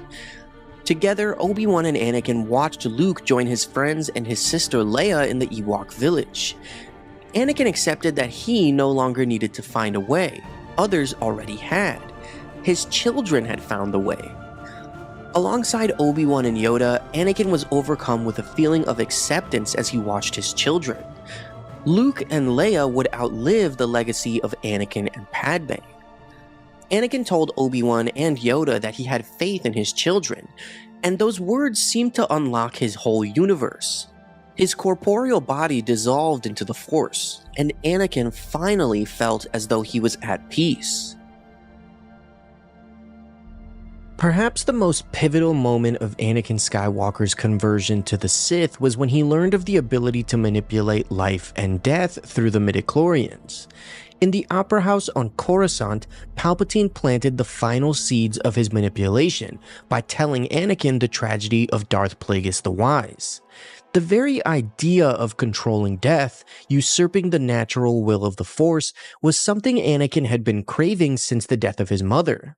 Heralded as the chosen one by the Jedi, Anakin constantly questioned why he would not then possess ultimate power through the Force. Since learning that Padme was pregnant and suffering through premonitions of her death in childbirth, Anakin had become even more desperate to learn how to save his loved ones from dying. While the whole scene about Plagueis has become somewhat infamous and memed into eternity, it really is one of the most important moments of the prequels. Thus, I want to take a look at the lore and go into what Anakin's inner thoughts were when he heard about it. We know he was obviously desperate and intrigued, but there's more to it than that in the books. So let's take a look at the novelization of Revenge of the Sith and the canon book Skywalker: A Family at War, to learn what Anakin's true thoughts were on the tragedy of Darth Plagueis the Wise. It's vital to understand Anakin's mental state at this point in the story. One of the things that the novelization does very well is portray the deterioration of his mind as the story goes on and Palpatine manipulates him. When Anakin learned that Padme was pregnant, his initial concerns were around the secrecy they were forced to adopt. Even if the two of them were able to maintain their secret marriage, the only way Anakin could remain a Jedi would be to become an absentee father. However, he refused to allow his child to grow up without a father as he had. Padme's pregnancy brought with it nightmares of her death. When Anakin should have been at peace, he saw through the Force only staggering loss. Those negative emotions weighed heavy on him when he joined Palpatine at the galaxy's Opera House. It was a crucial moment for the two men and their unshakable bond. There, Palpatine claimed that the Jedi Council wanted to oust him and take control of the Republic. Palpatine had sprung his trap brilliantly, disclosing this shattering revelation just hours after the Jedi Council had tasked Anakin with spying on him. He had expertly turned the Jedi's plot against them while preying on Anakin's conflicting loyalties. Palpatine claimed that the Jedi and Sith were simply two sides of the same coin, with similar sensitivities to the power of the Force but diametrically opposing viewpoints on how best to harness the mystical energy field. The Sith relied on passion for strength, accumulating power for their own devices, while the Jedi extolled emotional control and used their power to help others in need. The Jedi were selfless and benign, while the Sith were selfish and greedy. Anakin's unwillingness to let go of Padme and the child they had conceived flouted Jedi ways. In truth, he was neither acting as a Sith nor a Jedi would, although veering closer to the former in his conduct. Over years spent patiently grooming Anakin, Palpatine had seduced the young Jedi and his powers away from the path of the light, encouraging his fiery temper and making him feel special. Palpatine could see deep into Anakin's heart and sensed that he was tormented by visions of Padme dying, so he told the story of his own Sith master, Darth Plagueis. Plagueis was a Dark Lord of the Sith, able to manipulate the midichlorians to create life, and thus save beings from death, so Palpatine claimed. Eventually, Plagueis taught his apprentice everything he knew, and his apprentice killed him in his sleep. At hearing the story, a universe of possibility sprouted in Anakin's mind, and he obsessed over finding the legendary apprentice of Plagueis that had learned his secrets. Palpatine continued, stating that he was fairly certain that Plagueis did exist, and that anyone who possessed Plagueis' knowledge would be not only the most powerful being in the universe, but virtually immortal. Under the assumption that both Plagueis and his apprentice were real, Anakin knew that he needed to obtain the knowledge they had discovered. However, Palpatine claimed that it would not be possible to learn the power from a Jedi, thus introducing the possibility of learning the ways of the Sith for the first time to Anakin. Anakin disregarded the moral point of the story of Plagueis and instead fixated on the glimmer of hope he found in it. He knew it was dangerous, but he was willing to give anything to discover this mythological power so that Padme might cheat death. He would willingly lay down his own life and destroy everything else he held dear to save her. In exchange for Padme's life, Anakin was prepared to watch the entire galaxy burn. The duel between Dooku, Anakin, and Obi-Wan in Revenge of the Sith was one of the most important moments in the entire saga, a truly genius charade orchestrated by Palpatine. While Anakin and Obi-Wan believed they were simply doing their part in rescuing the Chancellor from the Separatists, they were actually falling directly into the Sith Lord's trap. Dooku, on the other hand, was the one who truly had no idea what was coming. The novelization of Revenge of the Sith does a fantastic job describing this duel, especially from Dooku's perspective. The duel itself takes up like a whole chapter of the book. Dooku was fed a false plan by Palpatine beforehand, and he was instructed to kill Obi-Wan before allowing himself to be captured by Anakin. Palpatine assured him that together the two of them would turn Anakin to the dark side and convert him into one of their acolytes, but this was completely a lie. Palpatine always intended for Anakin to kill Dooku and replace him as his apprentice. However, because Dooku was going along with the false plan, he also believed that Anakin and Obi-Wan posed no real threat to him, and the duel would simply be a formality, a futile attempt on their part. Since he considered himself to be much more powerful than both of them, he went into the duel very confident, which allowed Anakin and Obi-Wan to trick him in a brilliant way. The entrance balcony provided an appropriate angle, far above the Jedi looking down upon them, for Dooku to make final assessments before beginning the farce. The idea that he could be beaten by any Jedi was ridiculous. But thus was life. Sacrifices must be made for the greater good. He called upon the Force, gathering it to himself and wrapping himself within it. Now, the scene below subtly altered, though to the physical eye there was no change. Powered by the dark side, Dooku's perception took the measure of those below him with exhilarating precision. Kenobi was luminous, a transparent being, a window onto a sunlit meadow of the Force. Skywalker was a storm cloud, flickering with dangerous lightning, building the rotation that threatens a tornado. Dooku leaned forward, and his cloak of armor weave spread like wings. He lifted gently onto the air and descended to the main level in a slow, dignified force glide. Touching down at the head of the table, he regarded the two Jedi from under a lifted brow. Obi-Wan lifted his lightsaber into the balanced two-handed guard of Ataru, Qui-Gon style and Yoda's. His blade crackled into existence, and the air smelled of lightning.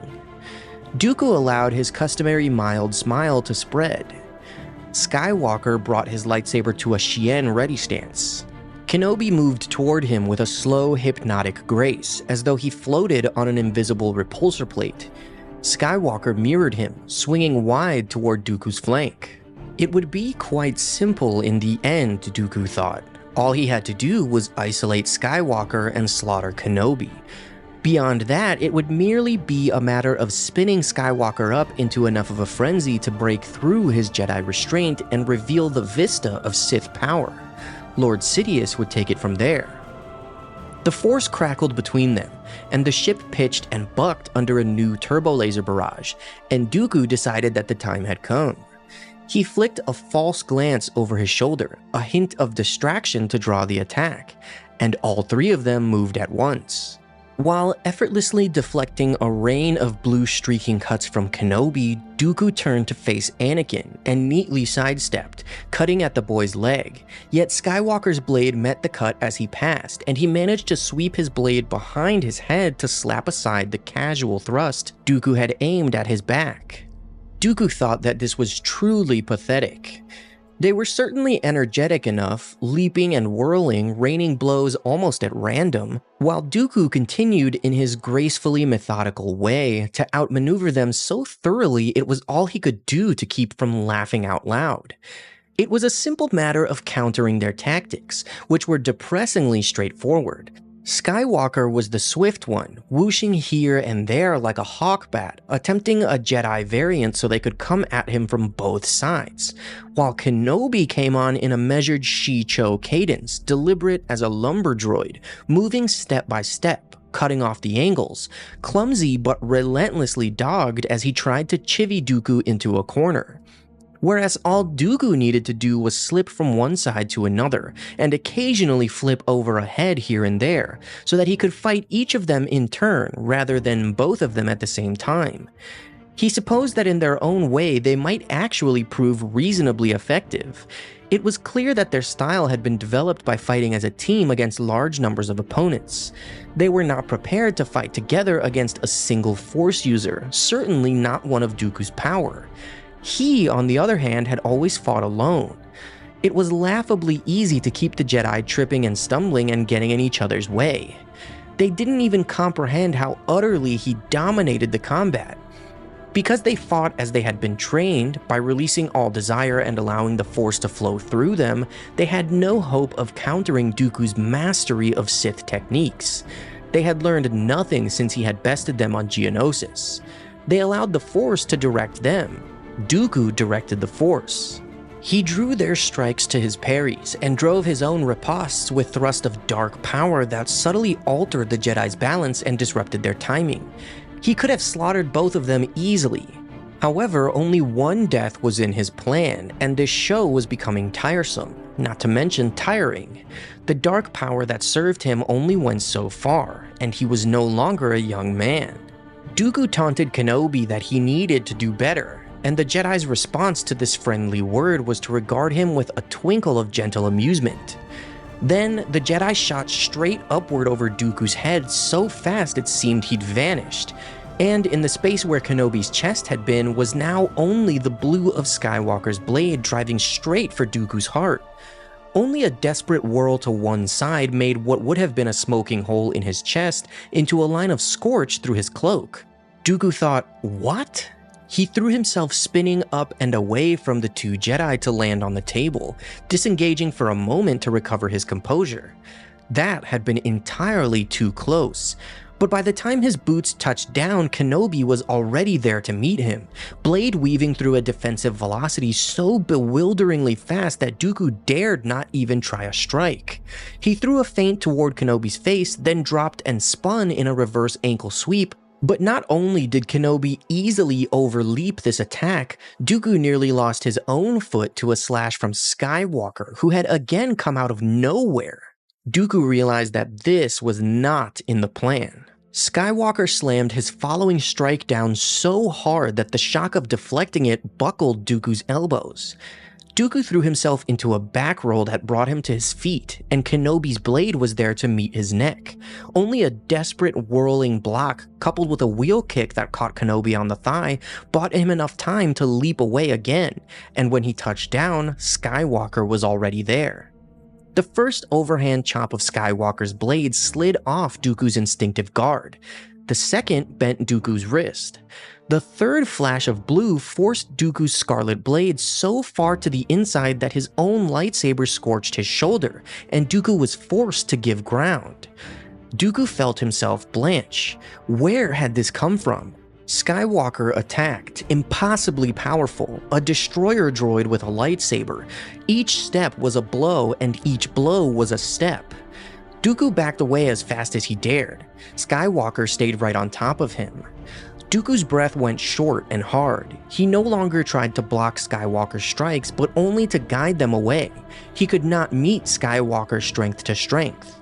Not only did the boy wield tremendous reserves of force energy, but his sheer physical power was astonishing. And only then did Dooku understand that he'd been suckered. Skywalker's Shien ready stance had been a ruse, as had his Ataru gymnastics. The boy was truly a Gemso master, and as fine a one as Dooku had ever seen. His own elegant Makashi simply did not generate the kinetic power to meet Gemso head-to-head, especially not while also defending against a second attacker. It was time to alter his own tactics.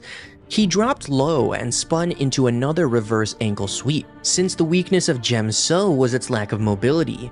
Thus, the strike slapped Skywalker's boot sharply enough to throw the young Jedi off balance, giving Dooku the opportunity to leap away, only to find himself again facing the wheel of blue lightning that was Kenobi's blade. Dooku decided that the comedy had ended. Now it was time to kill. Kenobi's master had been Qui-Gon Jinn, Dooku's own Padawan. Dooku had fenced Qui-Gon thousands of times, and he knew every weakness of the Ataru form, with its ridiculous acrobatics. He drove a series of flashing thrusts toward Kenobi's legs to draw the Jedi Master into an overhead leap, so that Dooku could burn through his spine from kidneys to shoulder blades.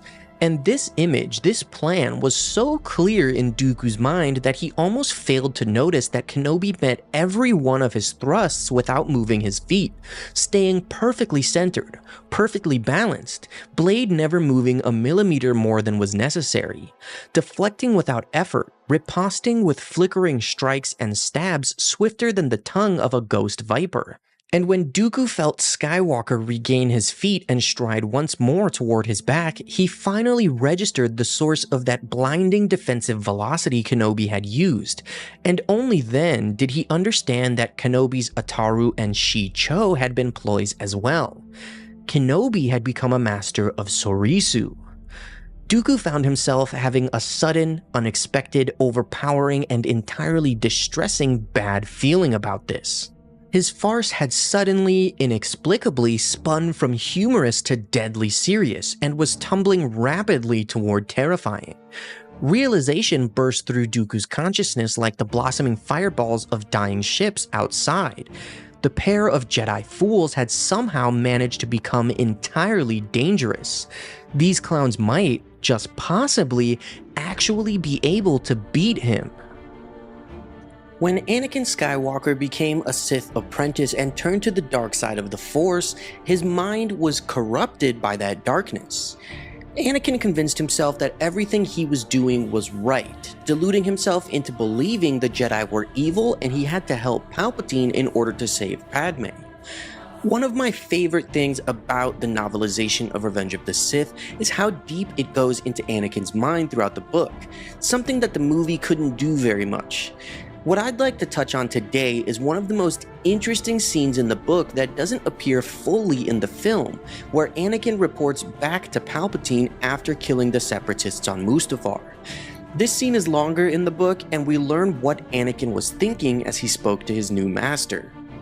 It's revealed that he was already planning to kill Palpatine mere hours after becoming his apprentice, and it's truly fascinating. So let's jump into the novelization to get all the details of how and why Anakin was planning to murder his Sith master so quickly. And we'll take a look at the canon book Skywalker: A Family at War, which also fleshes out Anakin's thoughts even more. Now enthralled to Palpatine, Anakin Skywalker once more took on a familiar role, one which had dominated his earliest years, that of obedient slave. For one who had struggled so much to bend events to his will, suddenly being stripped of all self-determination had an oddly freeing effect on him.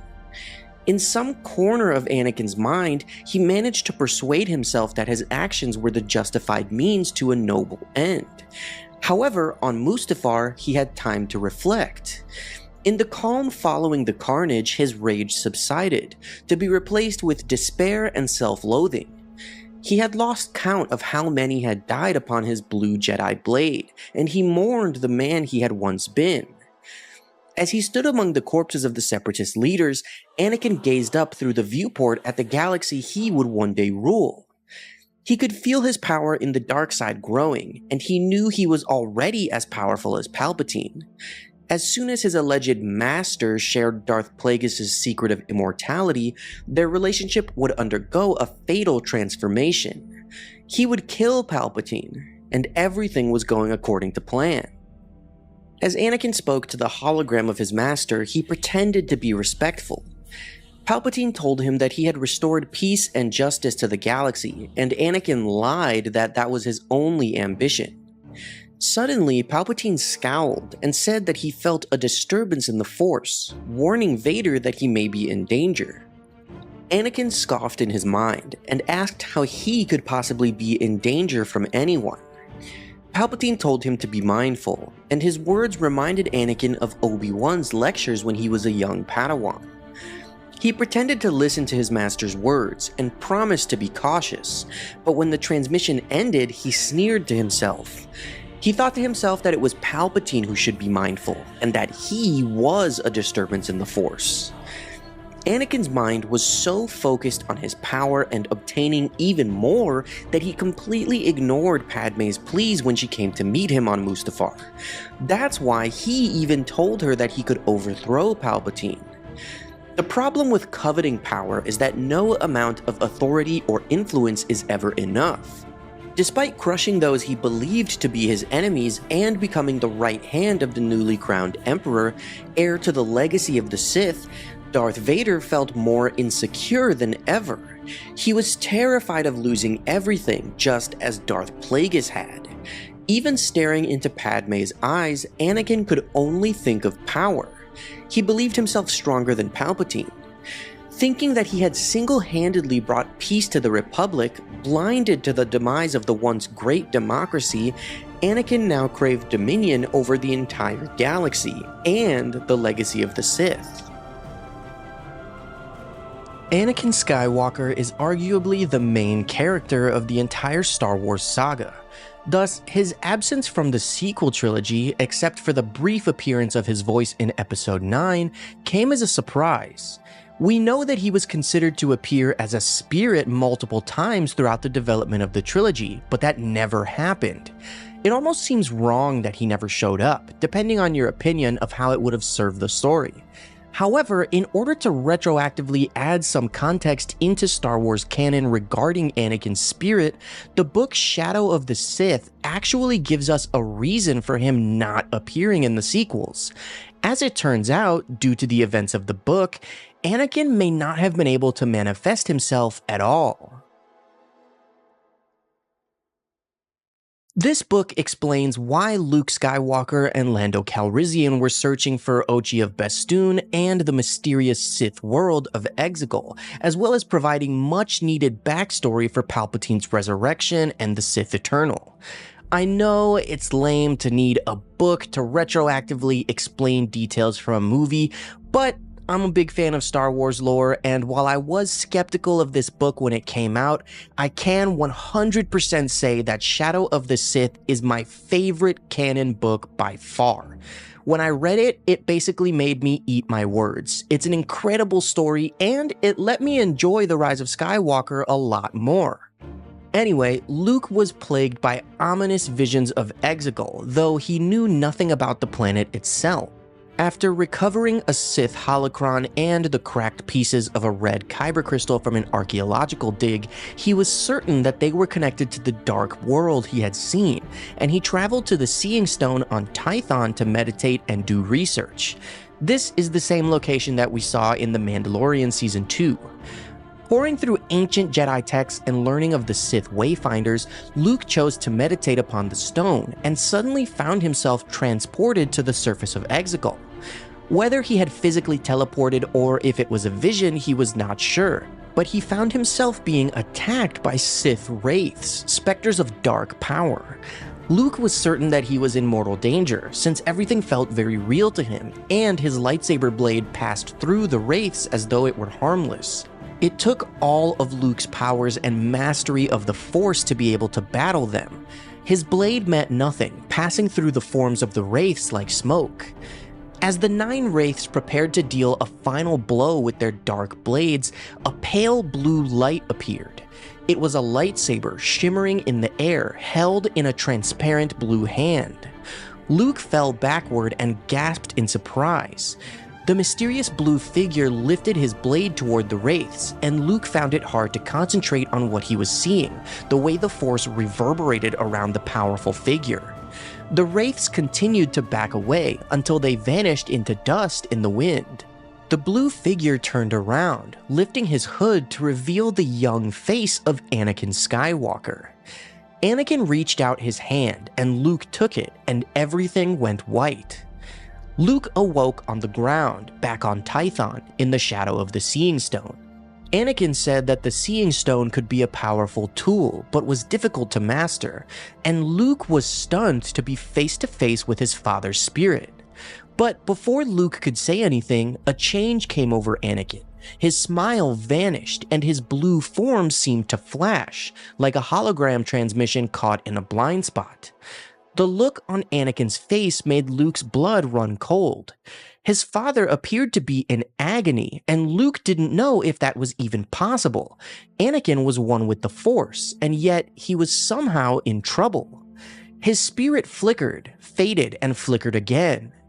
As Luke watched, another man seemed to appear between the blinks of an eye, superimposed over the vision of Anakin as a young man. An older face, the face revealed beneath Vader's mask by Luke so many years ago above Endor. And then the other face was gone, and Anakin reached out, calling Luke's name. Luke took a step closer, and then stopped as his father seemed racked by a new agony. When he looked up at Luke again, his face was dark. Anakin was afraid. He said that there was a disturbance in the Force. Luke replied that he had felt it too. Anakin tried to speak, but he faded out and in again.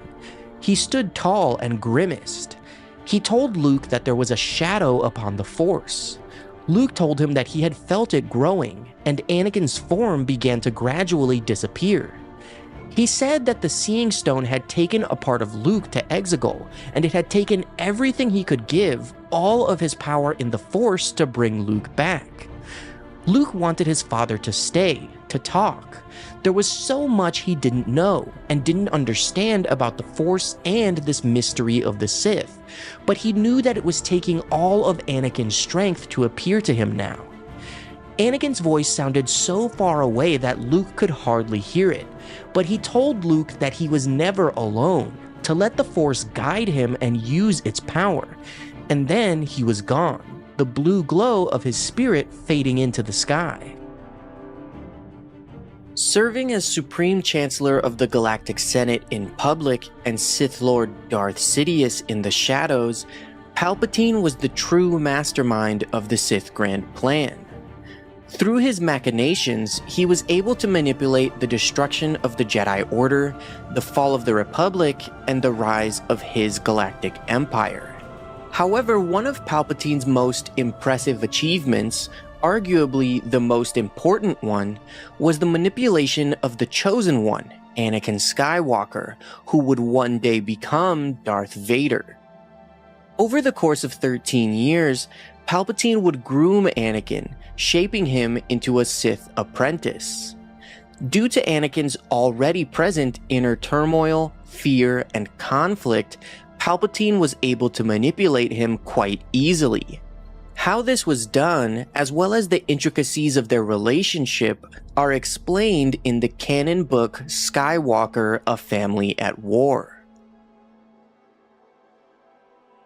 When the calm, caring, guiding influence of Shmi and Qui-Gon was gone, two very different individuals stepped into the breach to fill the emotional void in Anakin's life.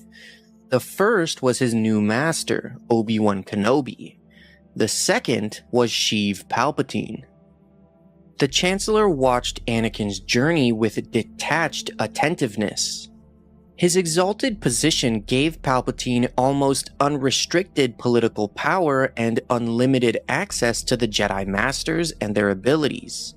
With a benevolent smile plastered across his wrinkled face, Palpatine could walk into the Jedi Temple at any time and turn a kindly offer of helping to shape Anakin's future into a command that not even Mace Windu could refuse. Unbeknown to the Galactic Republic and everyone else, Palpatine was secretly a Sith Lord. A cloud of the dark side's making concealed this fact from even the most experienced Jedi Masters, who sensed something nefarious at work but could not trace its source. Thus, Palpatine enjoyed the protection of the Jedi instead of their enmity. Well aware that Anakin had helped end the Trade Federation's blockade and invasion of Naboo, the devious Sith used this knowledge to insert himself into Anakin's life just as the young Padawan was questioning his place among the Jedi. Because no one within the Order, not even Obi-Wan, sensed his true intentions, Palpatine prepared Anakin for a dark future as his Sith apprentice with impunity.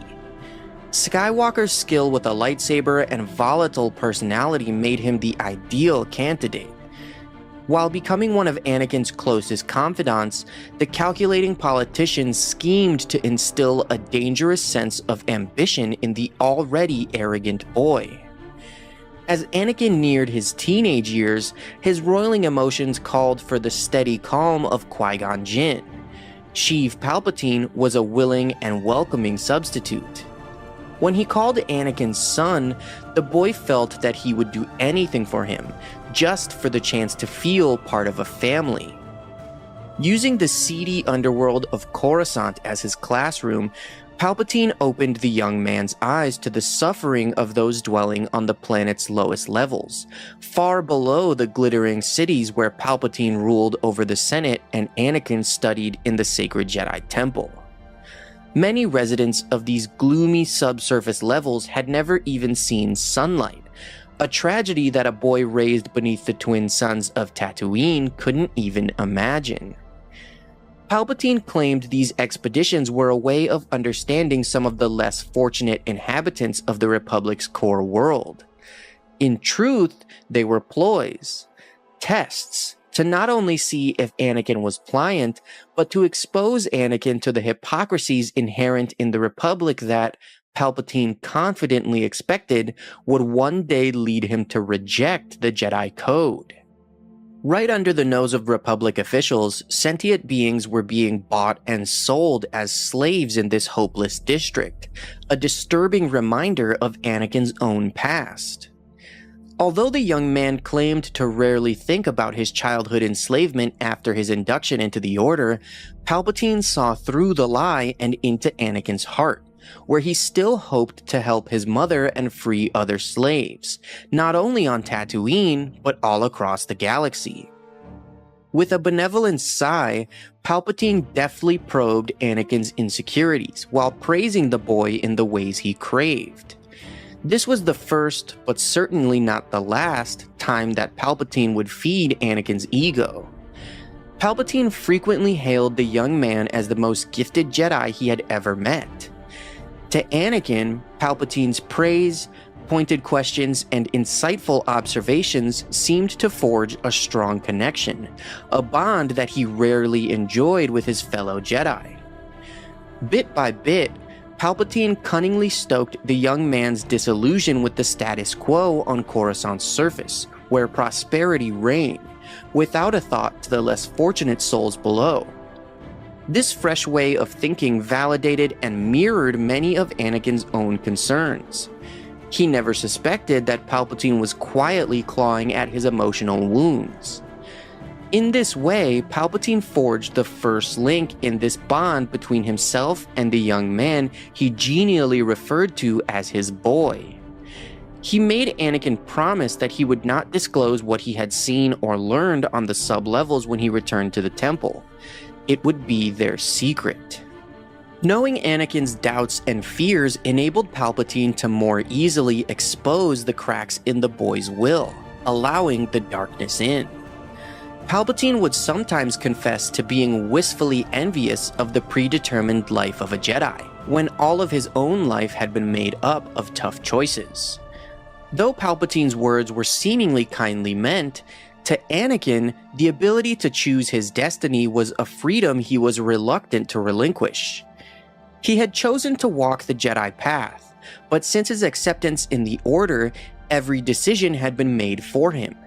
And in hindsight, even that first step seemed like a childish choice, made on a whim by an uneducated young slave because a magical man with a weapon made of light had offered him the chance to be free. Intellectually, Anakin knew that he was no prisoner. He could leave the Order at any time. But Palpatine's words struck home. The course of Anakin's life would indeed be predetermined if he remained on the path to become a Jedi Master. While Obi-Wan earnestly believed that being a part of the Jedi Order made him stronger than being an individual, Anakin felt more at ease being one half of a whole, even with all of his skills and talents. Anakin was quickly learning that the life of a peacekeeper was not free. A Jedi was devoted to the Order, and as such had to obey the Jedi Council, even when an individual's personal convictions clashed with their guidance. Far below the surface of Coruscant, Palpatine had surreptitiously exposed a different ideological path to the insecure Jedi. Under the sway of the Supreme Chancellor, skilled in the art of suggestion, Anakin was a more than willing recipient of the older man's insinuations. Anakin, with Obi-Wan's guidance, ultimately resolved to continue on the path toward becoming a Jedi Knight. But most importantly to him, Palpatine had offered him a place by his side once his training was complete. An alternate future, a door to be opened if Anakin desired after he had mastered all the Jedi had to offer. On the surface, Palpatine seemed to be promising the young man the sense of belonging that he searched for. In reality, Palpatine saw Anakin as a powerful tool for his master plan, a new galactic empire with himself as supreme ruler. For the first time, Anakin felt the weight of a predetermined future when, standing before the Jedi Council, he was hailed as the Chosen One. His pride swelled at the notion, the first seeds of an arrogance that would fully bloom when he reached adulthood. Qui-Gon maintained that finding Anakin was the will of the Force. Even those Jedi who scoffed at Qui-Gon's fervent belief in prophecy could not argue against the vergence in the Force that surrounded the boy, a cosmic supernova that seemed to dwell deep inside him. However, despite Anakin's predisposition and strength in the Force, his training would require him to overcome both emotional and physical obstacles. Even at the age of 9, he was already far behind other Padawans and younglings in basic lightsaber skills. He had often unwittingly called upon his strong connection to the Force while at the controls of a hurtling pod racer, but actually harnessing the power of the Force was a very different matter. Anakin had no real understanding and therefore little respect for the Force as a spiritual guide through life. He could not wrap his young mind around the idea that he was a part of some all-powerful energy at work in the galaxy when he had endured so many individual hardships. If he were truly as strong as they said, he wondered why he had been enslaved his whole life, and why couldn't he have freed his mother with a flick of his force-wielding hand? As the Jedi Council gazed upon Anakin for the first time, wise, diminutive Master Yoda sensed that Anakin was gripped by fear, and fear was a dangerous ally. For the Jedi, fear was a path to the dark side of the Force, an entry point to misgivings that could be nursed into anger and hate. Nevertheless, Anakin's emotional response to his situation, including his fears, was a very human reaction to the sudden upheaval he had experienced in his life. Qui-Gon believed that, with the proper guidance, Anakin's natural anxieties would subside and be replaced by a Jedi's clarity of vision. If Qui-Gon was correct, the boy would bring balance to the Force, defeating the creeping darkness that was already beginning to cloud both the Force itself and the Jedi Order's abilities to perceive the threat to it. However, where Qui-Gon saw promise, Obi-Wan and many on the Jedi Council sensed trouble. Obi-Wan did not hide his concern, even from Anakin himself. The boy's raw power in the Force was something to be wary of. He was malleable, and in the wrong hands, such explosive potential could be turned to evil. Qui-Gon's death on Naboo would have a monumentous impact on Anakin. In a few short days, Anakin's life was completely altered and reimagined by the guidance and teachings of this mysterious Jedi. With his swift demise, all Anakin could think was, what will happen to me now?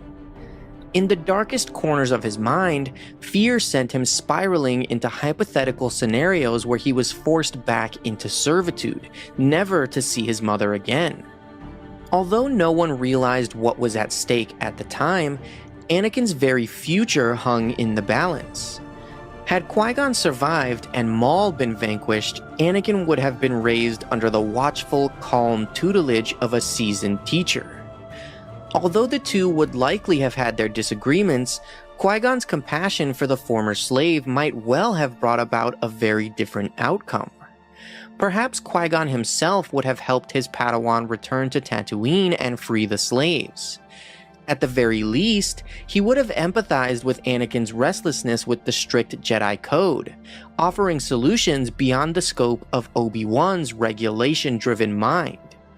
As it was, almost as quickly as he'd found it, Anakin lost the closest thing he had ever had to a paternal presence, a willing guide with an unshakable belief in his abilities. For those precious few days, Qui-Gon was a calm advisor, a much-needed buoy for the stormy passions of the young, Force-sensitive boy. The specter of Qui-Gon would loom large in Anakin's thoughts as he embarked on his quest to become a Jedi, and the trauma of losing his master would haunt Anakin in a very different way than the separation from his mother. While Shmi held the assurance of the comforts he knew, Qui-Gon had given him the promise of a meaningful future. The patient Jedi represented a bridge between Anakin's former enslaved self and the vast unknown, a future of infinite possibilities the boy was only beginning to grasp. The sole remaining constant in Anakin's life was the Force itself. The soon-to-be trained Jedi Padawan could feel the thrum of energy binding the galaxy together. Watching Qui-Gon's body turn to ash on a sacred funeral pyre, Anakin felt a profound sense of loss. In light of the prophecy, Anakin wondered if his very existence had somehow brought danger upon his kind friend. With Obi-Wan's help, Anakin hoped to prove Qui-Gon's most earnest and heartfelt belief, that he was truly the Chosen One. With the calm, caring, guiding influence of Shmi and Qui-Gon gone, Obi-Wan Kenobi stepped into the breach to fill the emotional void in Anakin's life. As Anakin grew up, he idealized his memory of Qui-Gon, especially in the moments when he found himself at odds with Obi-Wan. The Jedi Knight made good on his promise to Qui-Gon, fulfilling his dying wish with the blessing of the Jedi Council to take Anakin as his Padawan. Master Yoda was a lone dissenting voice, concerned by the danger he felt inherent in the boy's training.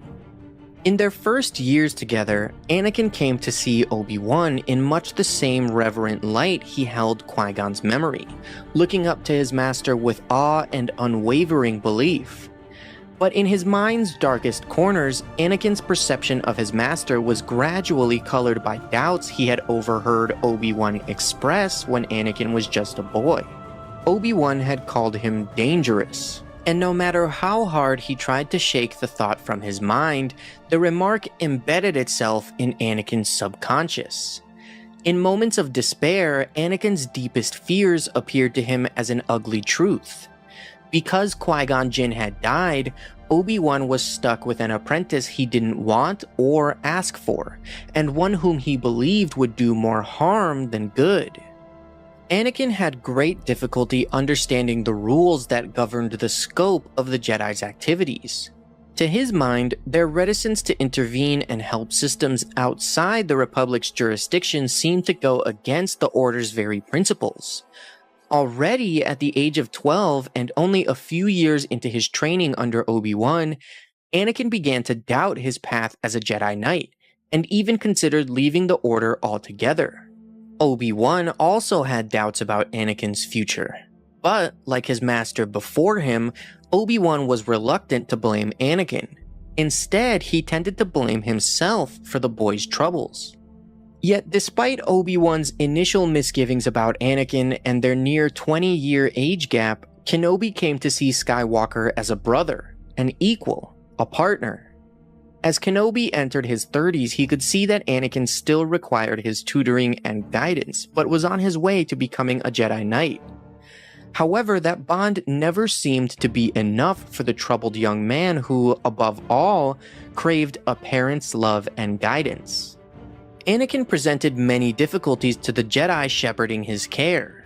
He was headstrong and given to challenging his master openly in front of others, when he should have been following Obi-Wan's lead.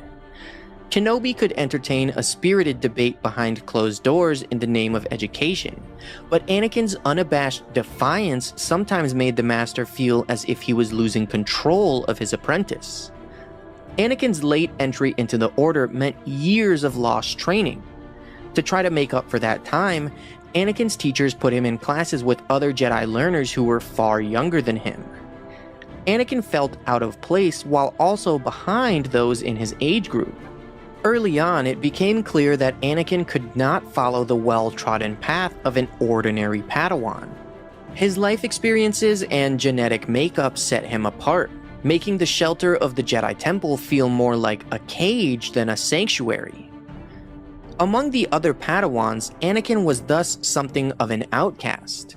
He was naturally curious, often asking questions about Qui-Gon Jinn's fatal duel, and once used his acumen with droids to alter a training program to battle a holocreation that looked like Darth Maul. He seemed to be transfixed by the past. Whisperings that he was the chosen one certainly didn't help when he tried to blend in and convince the other young Jedi that he was just like them. But it was more than this prophecy that set him apart from the others. Acceptance in the Order does not dull the sharp tongue of a child, and Anakin's impoverished upbringing as a slave made him an easy target for ridicule. Fueled by jealousy of his abilities, the other students would murmur to each other that, skilled with a lightsaber though he was, Anakin Skywalker would never be a great Jedi. He was still too much of a slave to his emotions. Just a slave. The words infuriated Anakin, igniting the combination of fear and fury that so often threatened to boil over in the young man. In one instance, he turned to meet the gaze of his attackers, hatred for them coursing through his body. Reaching through the Force, he snatched their lightsabers from their belts, flipped the weapons and ignited them in the air, an emphatic challenge to their arrogance. It was not the Jedi way to use the Force for attack, nor to cut down mindless creatures merely following their nature. A well-trained knight should be able to send even the most threatening beast safely on its way without bloodshed simply by bending its will. However, this skill often eluded young Anakin. When seeking to calm a vicious creature, his own doubts and trepidations would get in the way. At those moments, hacking at the danger before him with his lightsaber was the only solution that presented itself. Anakin's deep well of unfettered rage made calming another creature's aggression virtually impossible. At these times, his master Obi-Wan would intervene, rebuking his Padawan for losing control of his emotions.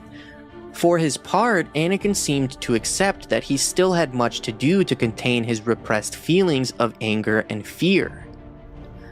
In time, Obi-Wan convinced himself that, with enough training, Anakin's barely suppressed rage was simply an instability that, with patience, he would overcome in time.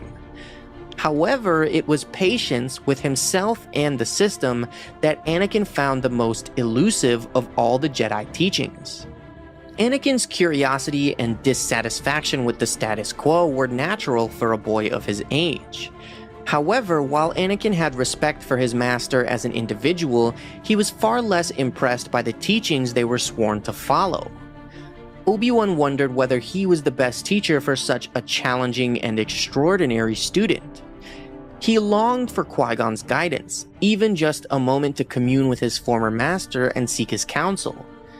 As it was, he could only rely on the years he had spent with his mentor and the lessons acquired during their partnership in life. Anakin's rebellious ways reminded Obi-Wan of Qui-Gon's unorthodox methods. At times, it almost seemed to Obi-Wan that Anakin could have been Qui-Gon's son, no matter how unlikely the idea seemed. As it was, Obi-Wan was the closest thing Anakin had to a father, and just like many children across the galaxy, Anakin chafed when Obi-Wan showed disappointment in him and his actions. The young man convinced himself that his master failed to see his true strength, and that he was being stifled by his criticism. In time, according to the Jedi prophecy, Anakin would rival some of the greatest Jedi alive, including the legendary masters Yoda and Mace Windu, champions of the Jedi Order and its guardianship of the galaxy. Knowing that his future held such possibilities fueled Anakin's resentment against his master. This resentment fostered another perilous character trait for a future Jedi Knight: hubris. Over the course of the Clone Wars, Anakin Skywalker would find himself tested in ways that pushed him ever closer to the dark side of the Force. His role as master to Ahsoka Tano was meant to rebalance him, teaching him the responsibility of guiding a student and the importance of the Jedi Code. Yet, when Ahsoka left the Order, the repercussions would shake Anakin to his core, pushing him further down the path to darkness as his own fears and the execution of the Sith Grand Plan loomed closer. In the canon book Skywalker, A Family at War, the intricacies of Anakin and Ahsoka's relationship, as well as his thoughts when she walked away from him, are explained. As the war raged on, Anakin found it analogous to the paradoxical nature of his own soul, where his desires were locked in battle with the emotions the Jedi forbade. He tried desperately to maintain some level of control. The prophetic weight of being heralded as the Chosen One, a mortal man on whose shoulders the fate of the galaxy rested, only added to his inner conflict. His future was thrown into uncertainty as he struggled to meet the expectations of the Jedi Order and its ideals amid the chaos of the Clone War.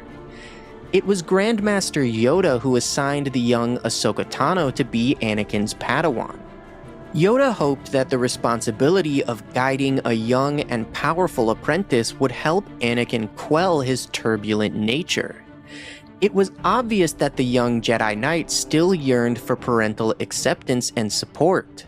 By taking on a Padawan, Anakin could fulfill the nurturing role of a paternal presence himself, and emerge the powerful Jedi the prophecy needed him to be. Yoda hoped that Qui-Gon Jinn was right and Anakin would balance the Force. But first, Anakin had to find his own internal peace, and teaching Ahsoka would make a fine test. Embracing the role of a master forced Anakin to confront his deepest fears and contend with some of his own most abrasive traits. Their partnership was not an easy one, as Anakin watched over her anxiously, like a worried parent. He was unaware that his fervent desire to keep her safe from harm was a manifestation of a secret desire to control the lives of those close to him, and in doing so control his own destiny. When Ahsoka was framed for bombing the Jedi Temple, Anakin stood by her side and never doubted her innocence. When she was ultimately exonerated, Anakin comforted himself with the thought that he alone had never doubted her. However, even this solace was to be denied him. Ahsoka refused to return to the ranks of the Jedi. Having been falsely accused and cast out of the Order, Ahsoka did something that few Jedi had dared to do before. Despite Anakin's heartfelt pleas to reconsider, she walked away. By doing so, Ahsoka accomplished something Anakin was too afraid to do himself. Like her, Anakin had also lost faith in the Jedi. He had spurned their strict code and violated their protocols countless times in the name of justice and desire. But he was not strong enough to take a stand and walk away. The Jedi Order had been his life. The Jedi had freed him from slavery and offered him a home. Despite all the reasons he had to follow Ahsoka, abandoning the Jedi felt like a terrible mistake. Anakin thought that he owed them too much. In the end, Yoda had succeeded in teaching the value of letting go of all one feared to lose. Only it was Ahsoka who had mastered the lesson, leaping into the unknown, while Anakin was left with familiar feelings of abandonment. Anakin's training of Ahsoka was essentially a test devised by the Council to discover if he was truly capable of following the Jedi path, by calming his turbulent mind and helping an apprentice learn the ways of the Force. After he exhibited overprotectiveness and Ahsoka rejected the Jedi altogether, it appeared that Anakin had resoundingly failed the test. Without Ahsoka to act as a counterbalance to his passions and fears, his attentions, even more than they had before, focused on Padme. Anakin was sure that she would never abandon him. The duel on Mustafar between Obi-Wan Kenobi and Anakin Skywalker, then active as the Sith Lord Darth Vader, was one of the most important confrontations during the fall of the Republic and the Jedi Order. The duel itself was a meeting of pure offense clashing with pure defense, and the novelization of Revenge of the Sith describes it as an unstoppable force meeting an immovable object. Not only that, but Obi-Wan and Anakin knew each other as closely as they possibly could, so close that they were regarded as forming two halves of one complete warrior. Their styles complemented each other perfectly, which is why their duel was one of the most complex and complicated engagements of all time. The most pivotal element of the duel that ultimately led to Anakin's defeat was Obi-Wan's absolute mastery of Form 3, Sorisu. Sorisu, also known as the Resilience form and the Way of the Mynock, was the third form of lightsaber combat created by the Jedi Order. Developed in response to the introduction of blasters in the galaxy, Sorisu focused on defense more than offense. With the development of Sorisu, Jedi also discovered the ability to reflect blaster bolts back at their attackers, which was considered a breakthrough in overall lightsaber combat. However, the use of the form against blaster-wielding enemies was only one way to use Sorisu. Jedi also trained to block and parry lightsaber strikes, engage numerous opponents simultaneously, and above all, remain calm and focused in combat, allowing for the perfect defensive response to any threat. Sorisu required a thoughtful, intellectual approach to all aspects of combat, meaning the user needed to rely on their mental strength as much as agility and speed. Because the form maintained emphasis on tightly controlled movements to maintain total defensive positioning, the physical requirements of the user were somewhat more relaxed compared to the other forms. Sorisu emphasized not only immediate tactics based on the situation, but also a broader strategic view of whatever conflict the user was in. This allowed for the user to efficiently adapt to incoming attacks, using defensive strategy to withstand any enemy. This is also why Sorisu was known as the Resilience form.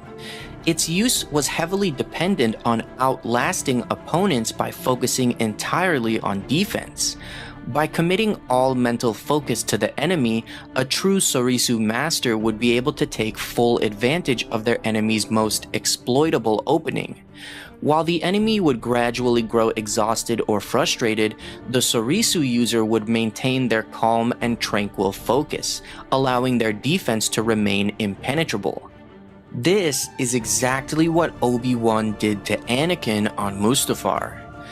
By the time of their duel, Obi-Wan had achieved mastery of Sorisu, even being regarded as the ultimate master of the form by Mace Windu. His use of Sorisu was the perfect counter to Anakin's mastery of Form 5, which was entirely based on offense. Anakin utilized the Gem-So variant of Form 5 against Obi-Wan, which focused on aggressive counterattacks and using sheer strength to overwhelm the opponent through brute force. However, Obi-Wan's mastery of Sorisu and the way he utilized it allowed him to withstand Anakin's offensive onslaught. As Anakin attacked, Obi-Wan maintained his impenetrable defense, giving ground intentionally as he worked to outlast his fallen apprentice. As the duel progressed, Anakin grew increasingly frustrated by his inability to break through Obi-Wan's guard. This frustration, bolstered by the negative emotions of the dark side, caused Anakin's judgment to become clouded. He began to make mistakes and leave openings in his own defense. Meanwhile, Obi-Wan devoted himself fully to the practices of Sorisu, maintaining a calm state of mind and his defensive guard. Analyzing the tactical advantages of his surroundings, Obi-Wan was able to gain the high ground over Anakin, knowing that the latter was likely to make another mistake. Anakin's frustration did boil over, and he made the horrible decision of trying to jump over Obi-Wan, allowing the Jedi Master to mutilate him and end the duel. His victory was truly remarkable, given Anakin's raw power in the Force and unmatched skill in lightsaber combat. By following the way of Sorisu, perfectly embodying the name of the Resilience form, Obi-Wan used his defensive mastery to outlast Anakin for the entire duel and emerge victorious. As Obi-Wan knelt beside Padme's crumpled body, he felt for a pulse and wondered what Anakin had done. In the Force, he could feel Anakin burning like a fusion torch. Obi-Wan looked at the best friend he had ever had with sadness. Anakin offered to let him walk away, to hide in the peace granted by the new Empire, but Obi-Wan refused and insisted that only a Sith dealt in absolutes. In response, Anakin ignited his lightsaber, and Obi-Wan sighed, bringing his own blade before him, stating that he would do what he must. Anakin leapt, and their blue blades crossed, clashing like lightning bolts as the volcano above them echoed with blasts of fire. Blade to blade, they were identical. After thousands of hours in lightsaber sparring, they knew each other better than brothers, more intimately than ever. They were complementary halves of a single warrior. In every exchange, Obi-Wan gave ground. It was his way, and he knew that to strike Anakin down would burn his own heart to ash. Exchanges flashed, leaps were sidestepped or met with flying kicks, ankle sweeps skipped over, and punches parried. Obi-Wan did anything he could to distract him, anything to slow him down, yet easily Anakin kept coming, taunting Obi-Wan in a deeper voice than ever about the power of the dark side. Obi-Wan had heard that before, but he could never have imagined that he would hear it from Anakin of all people. As they grappled with each other, Obi-Wan actually managed to reach through the Force and manipulate the electro drivers in Anakin's mechanical arm. He said to Anakin that the flaw of power was arrogance. In response, Anakin noticed how Obi-Wan was hesitating, the flaw of compassion. But Obi-Wan said that it was not compassion, it was reverence for life, respect for the man that Anakin had once been. His hesitation was regret for the man that Anakin should have become. As Anakin attempted to crush Obi-Wan with his bare hands, choking the life out of him, he furiously thought that he was sick and tired of Obi-Wan's lectures. With Anakin's grip nearly breaking his arm, his world almost blacking out, Obi-Wan let go of everything. His hopes, his fears, his obligation to the Jedi, his promise to Qui-Gon, his failure with Anakin. Startled, Anakin shifted his grip, and in that instant, Obi-Wan was able to break free as they traded blows once more. Eventually, they found their way out to a narrow balcony high above a lake of fire. Mustafar hummed with death behind Obi-Wan's back, only a moment away, somewhere out there among the rivers of molten rock and lava. Obi-Wan let Anakin drive him toward it. He decided that death was a place they should reach together. Anakin forced him back and back, slamming his blade down with strength that seemed to flow from the volcano overhead. Fire rained around them as Obi-Wan backed away to the end of the balcony, and the two of them proceeded downward to a tightrope of a power conduit, perfectly balanced, their blades blurring even faster than before. Smoke shrouded their battle, and now the only light came from the glow of the lava below them and their lightsaber blades themselves. As they fought, they both realized that this was not Sith against Jedi. This was not light against dark or good against evil. It had nothing to do with duty or philosophy, religion or morals. It was Anakin against Obi-Wan. Personally, just the two of them and the damage they had done to each other. As Obi-Wan deflected slashes and chops from the creature of rage that had once been his best friend, he suddenly comprehended an unexpectedly profound truth. The man he faced was everything he had devoted his life to destroying. Murderer, traitor, fallen Jedi, Dark Lord of the Sith. And despite it all, as they fought across the hellscape of Mustafar, Obi-Wan realized that he still loved Anakin. Yoda had warned him about attachments, but Obi-Wan had never let himself understand. He had argued for Anakin, made excuses, covered for him again and again. All the while, this attachment he denied even feeling had blinded him to the dark path that Anakin walked. Obi-Wan knew there was, in the end, only one answer for his attachment to Anakin, and he let it go. Now, where the book really differs from the movie is in the way that Obi-Wan defeats Anakin. He still cuts off his legs and his left arm, but the book describes it as an accident, as in Obi-Wan was trying to deflect Anakin's attack and instead sliced through his limbs as Anakin flew over him. I don't really like that description, but that's how it is in the book. Anyway, as Anakin slid down the bank of black sand, Obi-Wan noted how his severed limbs burned in flames of lava, which were the same color as a Sith blade. He picked up Anakin's lightsaber and lifted his own, weighing them both in his hands. He pondered how similar the weapons were, but how differently they had been used. As he screamed down at Anakin, he saw a flash of metal in the sky above him, and recognized it as Palpatine's personal shuttle. He realized that Yoda might have failed and died, making him the last Jedi. Obi-Wan looked down as below him, Darth Vader burst into flames. It would be a mercy to kill him, but Obi-Wan did not feel merciful, and he knew that to climb down the lava bank would cost more time than he had. In the end, there was only one choice. He was still Obi-Wan Kenobi, and he was still a Jedi, and he would not murder a helpless man. He would leave Anakin's fate to the will of the Force, so he turned and walked away. The novelization of Revenge of the Sith does not shift to Anakin's perspective during this scene, but luckily his thoughts are shown in the Legends book The Rise and Fall of Darth Vader. So while the following lore isn't part of canon like the Revenge of the Sith book loosely is, it's still great. Anakin furiously thought that he would not die on the lava bank, that he was still stronger than Obi-Wan.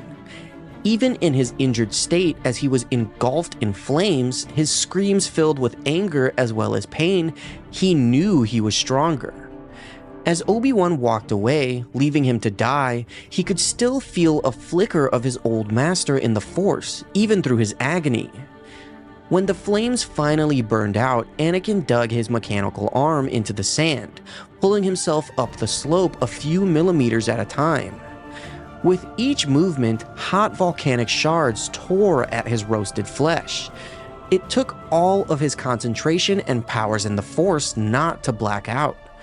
Only his hatred for Obi-Wan made him want to live another day.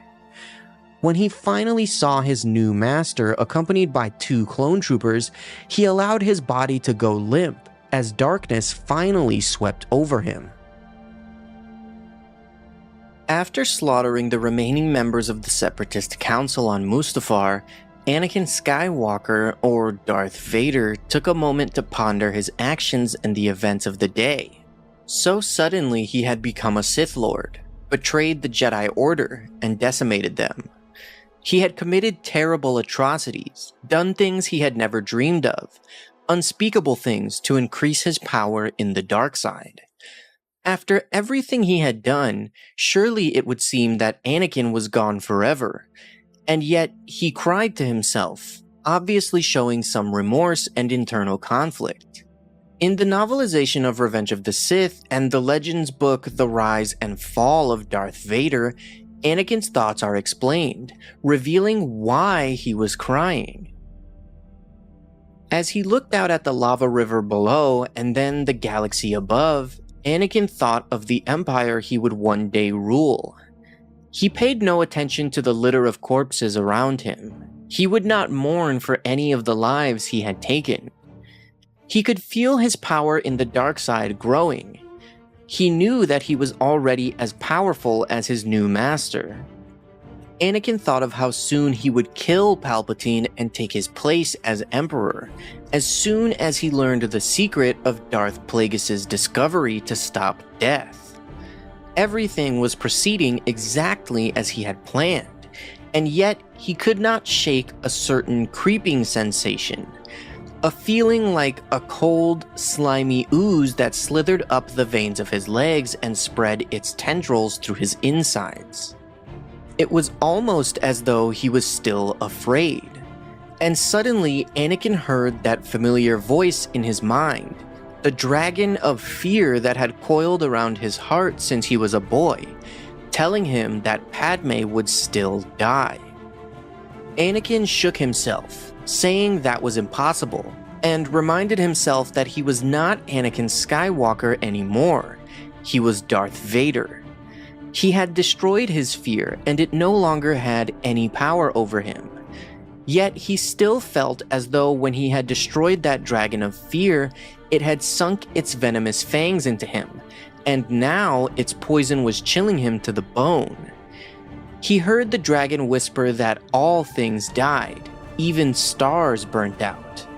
Vader was plagued with the feeling that Padme's death was inevitable, still looming in the future like some unavoidable calamity, and he was also overcome with a sudden sense of mourning, not for those he had killed, but for his former self, for Anakin, the young boy from Tatooine that loved his mother, loved to fly, loved to help, and dreamed of becoming a Jedi. As he was overcome with grief and fear, Vader was unable to hold back the tears that streamed down his cheeks. He thought to himself that Anakin Skywalker was gone forever, but what did that truly mean? Was he truly gone? After all, he thought, Padme had fallen in love with Anakin, not Darth Vader. What's going on, guys? I hope that you are all doing well. Today, I want to talk about something that I always find very interesting, which is the corruption of the dark side of the Force and how that affects characters' minds. I want to talk about Anakin's thoughts when he turned to the dark side in Revenge of the Sith, because I think that this is a topic that is really helped by the supplemental material in the books. Let's jump right in. When Anakin Skywalker turned to the dark side of the Force, he experienced what all Darksiders go through, pure corruption of both mind and body. The dark side, fueled by negative emotions, influences the mind in dangerous and dark ways. Those who walk the path of darkness will begin to lose themselves immediately, and in Anakin's case, that came as he rationalized destroying the Jedi Order, betraying the only family he had ever known, and slaughtering children who viewed him as their protector. But even after that, when confronted by his wife Padme on Mustafar, Anakin was disinterested in saving her life, believing himself to be all-powerful and destined to take control of the new galactic empire. Although his fall had come as a result of his desperation to save Padme from his visions, even she couldn't get through to him, and he choked her into unconsciousness when he believed she had brought Obi-Wan to kill him in an act of betrayal. The one person that Anakin had been closer with longer than Padme was Obi-Wan. He was Anakin's master, father figure, and brother. They had become one, an unstoppable team within the Force during the Clone Wars, bonded closer than ever. So why did Anakin disregard all of that immediately when Obi-Wan confronted him on Mustafar? How could he look at his brother with nothing but pure hatred after everything they had been through? Luckily for us, Anakin's thoughts are explained in the canon book Skywalker: A Family at War, fully fleshing out how he perceived Obi-Wan through the corrupted vision of the dark side. As the Sith apprentice of Darth Sidious, Anakin was once again an obedient slave, just like he had been during his childhood on Tatooine. As his mind became more and more twisted, Anakin persuaded himself that his brutal actions were the justified means to a noble end. When Padme informed him of the accusations Obi-Wan had made about his new allegiance to the dark side, Anakin was furious. Just as Palpatine had predicted, Obi-Wan had become his enemy. Anakin's mind was so poisoned by Palpatine's manipulations that he could see no other explanation. One of the most interesting things that this passage confirms for us is that Anakin was actually thinking of Darth Plagueis of all people at that very moment on Mustafar. Despite crushing those he believed to be his enemies and taking his seat at the right hand of the newly crowned emperor, Anakin felt more insecure than ever. Like a typical Sith Lord of old, he was not satisfied with the power he had gained, and was terrified of losing everything just as Plagueis had. When Anakin saw Obi-Wan's silhouette in the doorway of Padme's starship, he concluded that the two had conspired against him. Padme was the first to feel his wrath, being choked with the Force and then dropped to the ground unconscious. Furious and hurt by his delusions of their supposed betrayal, Anakin was desperate for someone to blame. He couldn't be angry at Padme for long, since he had always put her on a pedestal. He couldn't blame Palpatine, his new mentor who had helped him become more powerful than the Jedi who had held him back his entire life. Thus, from Anakin's twisted perspective, all roads led back to Obi-Wan Kenobi. Incapable of being the father figure that Anakin yearned for, Obi-Wan had failed to help him control the instincts that led him to become a Sith. To make matters worse, Obi-Wan had somehow managed to turn Padme against him too. As one of the last surviving Jedi, Anakin took Obi-Wan's mere existence as an insult to what he stood for as a Sith Lord. He seemed to embody everything Anakin sought to eliminate from the galaxy.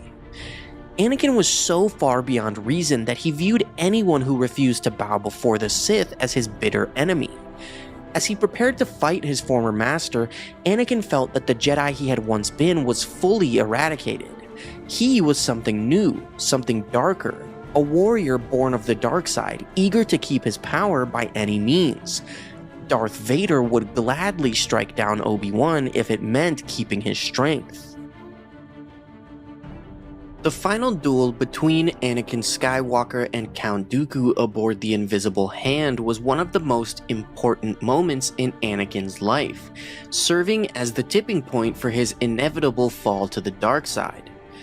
During their fight, motivated by Palpatine's encouragement, Anakin tapped into his fear and anger to fuel his power, giving him the strength to kill Dooku. In doing so, he unknowingly cemented himself as Dooku's replacement as the Sith apprentice of Darth Sidious.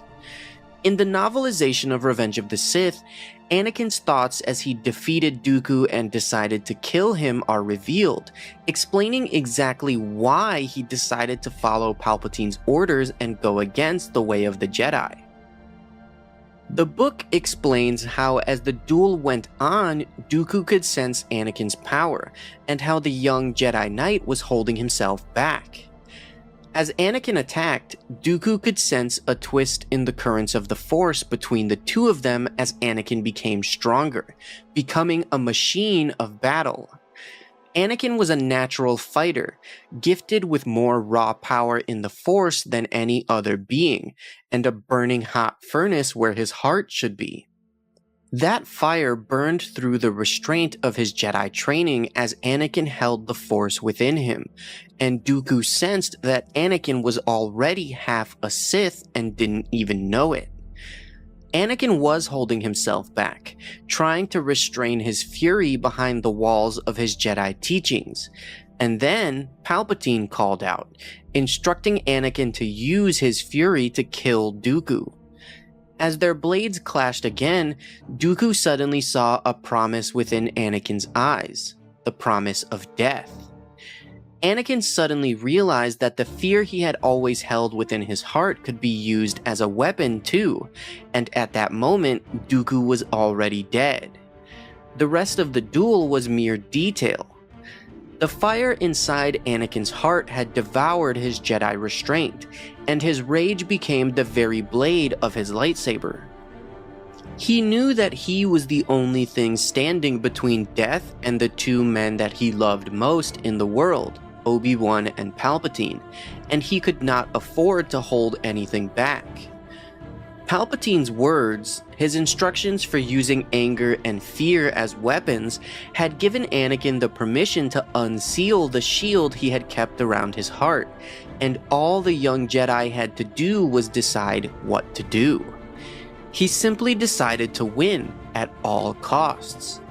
He decided that Dooku should lose his hands for taking his arm on Geonosis.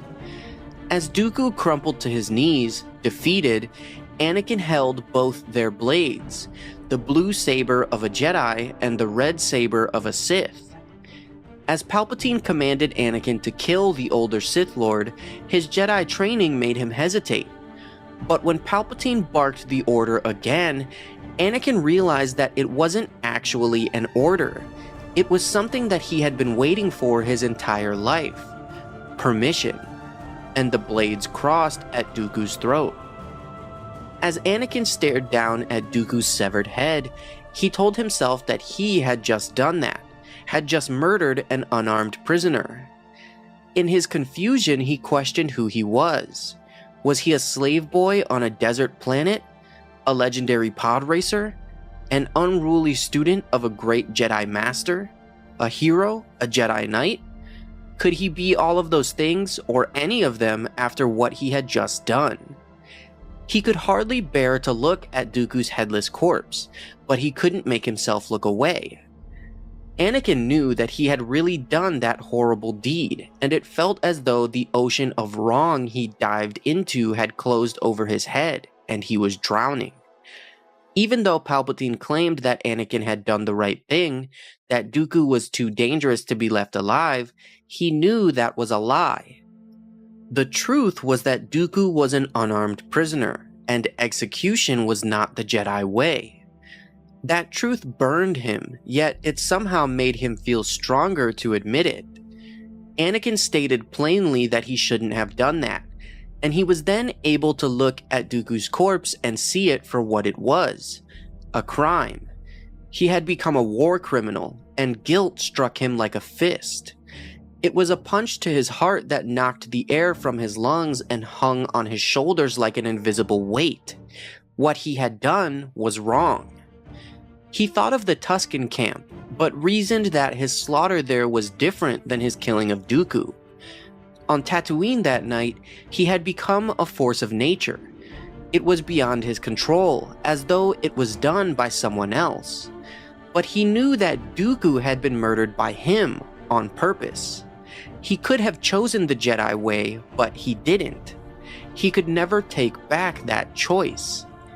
Anakin could hardly let himself continue to think about it, and he tried to scrub it from his mind, just as he did with the dead Tuskens on Tatooine. He wanted to disappear and hide somewhere, hoping that if things could just stop for a moment, he could pull himself together and move forward. Moving forward was all he could do, especially when he couldn't stand to look back. In just the span of a few days, Anakin Skywalker went from a beloved Jedi Knight, a famous hero of the Republic and symbol of peace and justice in the galaxy, to a Dark Lord of the Sith who mercilessly slaughtered children.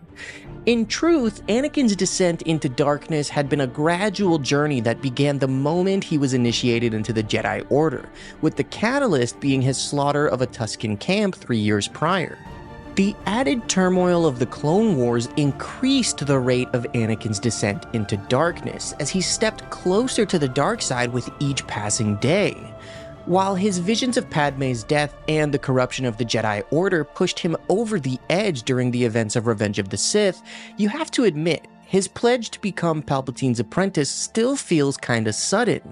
It almost seems like Anakin does a complete 180 in the span of a few hours, going from Jedi to Sith pretty quickly. He seems to be completely loyal to the Jedi Order when he informs Mace Windu that Palpatine is a Sith Lord, even though his trust in the Jedi was shaken. But a short time later, Anakin ends up siding with Palpatine, assisting in Windu's murder and pledging himself to the teachings of the Sith. So why did Anakin obey Palpatine so quickly? Why did he impulsively betray everything he had ever known in such a short amount of time? Luckily, the answer can be found in the canon book Skywalker: A Family at War, where we can take a look at Anakin's thoughts during the night that he was named Darth Vader. As Mace Windu's body plummeted to the surface of Coruscant, Anakin sank to his knees in shock. He had sacrificed everything he held dear, Padme being the only exception, denounced the Jedi teachings, assisted in the murder of a Jedi Master, and become the very thing he had sworn to oppose. Palpatine should have been weakened by the alleged assassination attempt. Instead, he rose up, stronger than ever, his eyes burning yellow with the power of the dark side, and loomed over the weakened Anakin. Such was the nature of the dark side, feeding on pain and fear. Anakin's spirit was completely broken. No longer bewildered by the choices before him, he understood that there was no going back. He had made too many mistakes, ended too many lives to walk among the Jedi ever again. Defeated, he made a deal with the dark side. His life, his very soul, and his allegiance as Darth Sidious's apprentice in exchange for the knowledge to cheat death and save Padme. Driven to near insanity by his confusion, Anakin knelt before Sidious, a new apprentice, pledging complete loyalty and posed to wield more power than every Sith Lord that came before him. The tragedy of Anakin was not that he was a powerful Jedi who fell to ruin, but was a mere mortal man praised as a messiah, deceived by a lie. Palpatine had exploited Anakin's weaknesses with deft skill. He spoke to Anakin's deepest desires, while Jedi teachings merely mandated that he repress and somehow move beyond them. However, it was not enough for Anakin to claim allegiance to the darkness. His next actions had to be so despicable that they would erase all the good he had done during his years as a Jedi Knight. As he pledged to serve Palpatine, embracing the dark side and all it had to offer, Anakin became an instrument of evil. Palpatine easily convinced him that he had witnessed Mace Windu's attempted assassination of the Supreme Chancellor with his own eyes, instead of being an accomplice in the murder of a Jedi Master. However, Palpatine's powers of persuasion extended far beyond his manipulations of Anakin Skywalker. His real genius was making the Republic as a whole accept that the Jedi were all traitors. That was Palpatine's final act in a cunning campaign of division, sowing discord in the galaxy for years to come. With Anakin, Palpatine had entered his life as a mentor and friend, and cleverly set the young Jedi apart from the order he was supposed to serve. He had helped inflate Anakin's ego, buoyed his confidence, and stoked his impulses to acquire, own, and control everything he ever wanted. In doing so, he had taken the supposed chosen one of Jedi prophecy and turned him into an agent of darkness. Palpatine told his new apprentice, Darth Vader, that he feared the Jedi would kill anyone who stood in their way, including the two of them and the members of the Senate. Anakin was so broken that he did not even protest for a moment. His new master sent him to eliminate all who remained in the Jedi Temple, and he instantly obeyed. Meanwhile, Palpatine executed Order 66. As Anakin marched toward his newly sworn enemies, the Force moved darkly around him. Holovids throughout the Jedi Temple captured the massacre in horrifying detail. Leading a battalion of clone troopers, Anakin stormed the hallowed ground where generations of Jedi had been trained. Many Jedi were murdered that night. Not even the terrified younglings were spared as they cowered in the council chambers. By cutting them down, Anakin wasn't just slaughtering the future of the Jedi Order, he was excising the last shreds of his own innocence. Each slice of his lightsaber was a sacrifice so that his child might survive. With every Jedi he slayed, Palpatine's hold on Anakin's soul grew tighter. What sweeter victory could there be for Sidious than to take control of the Chosen One and turn him into a tool of the Sith, forcing him to exterminate the Jedi and everything they held dear? And just as Palpatine had foretold, Anakin's pain, anger, and hatred made him stronger in the dark side of the Force. Now in complete servitude to his new master, Anakin once more took on a familiar role, one that had dominated his early years, that of a slave. For one who had struggled so much to bend events to his will, suddenly being stripped of his self-determination had an oddly freeing effect on Anakin. In some corner of his mind, he managed to persuade himself that his brutal actions were the justified means to a noble end.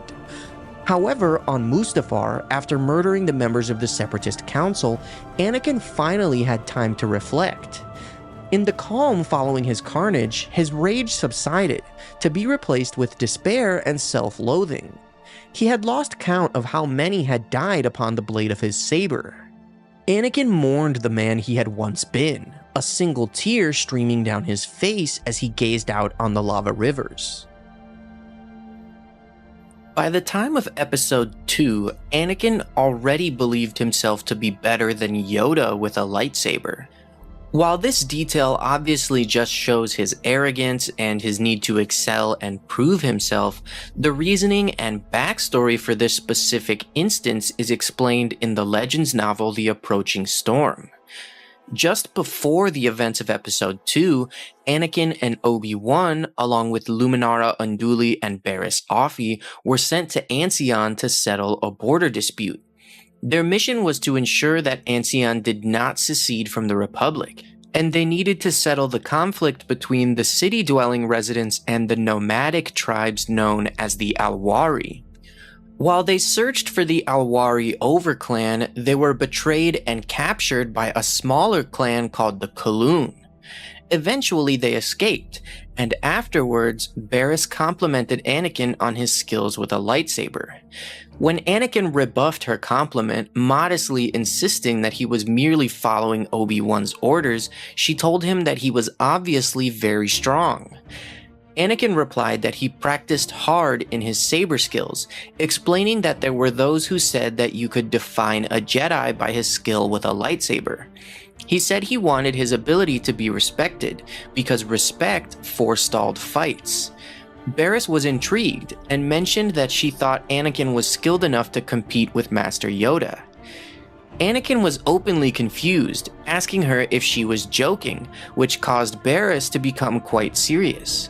She asked why he would think that she was joking, since Yoda was reputed to be the greatest lightsaber master of all time.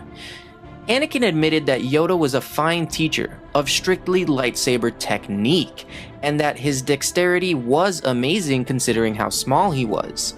He continued, insisting that what Yoda taught at the temple was merely schooling. It was theory and supposition, not real fighting. He complimented Yoda's speed, however he stressed that all of those skills only existed for Yoda in the classroom. He told Barriss that teaching technique was nothing compared to actually using it in battle. He also added frankly that Yoda was very old. Barriss asked him if he thought that Yoda had never used his lightsaber in a real fight, which made Anakin laugh. He confirmed that that's exactly what he believed, and said he doubted Yoda ever dueled outside of the fencing arena. He wondered who Yoda could even fight, given his size. Barriss, growing annoyed, reminded him that it wasn't the size of a Jedi or the amount of power they held that mattered, but the strength of their heart. Anakin nodded, dismissing her claim, saying that he would take size and power over heart any day.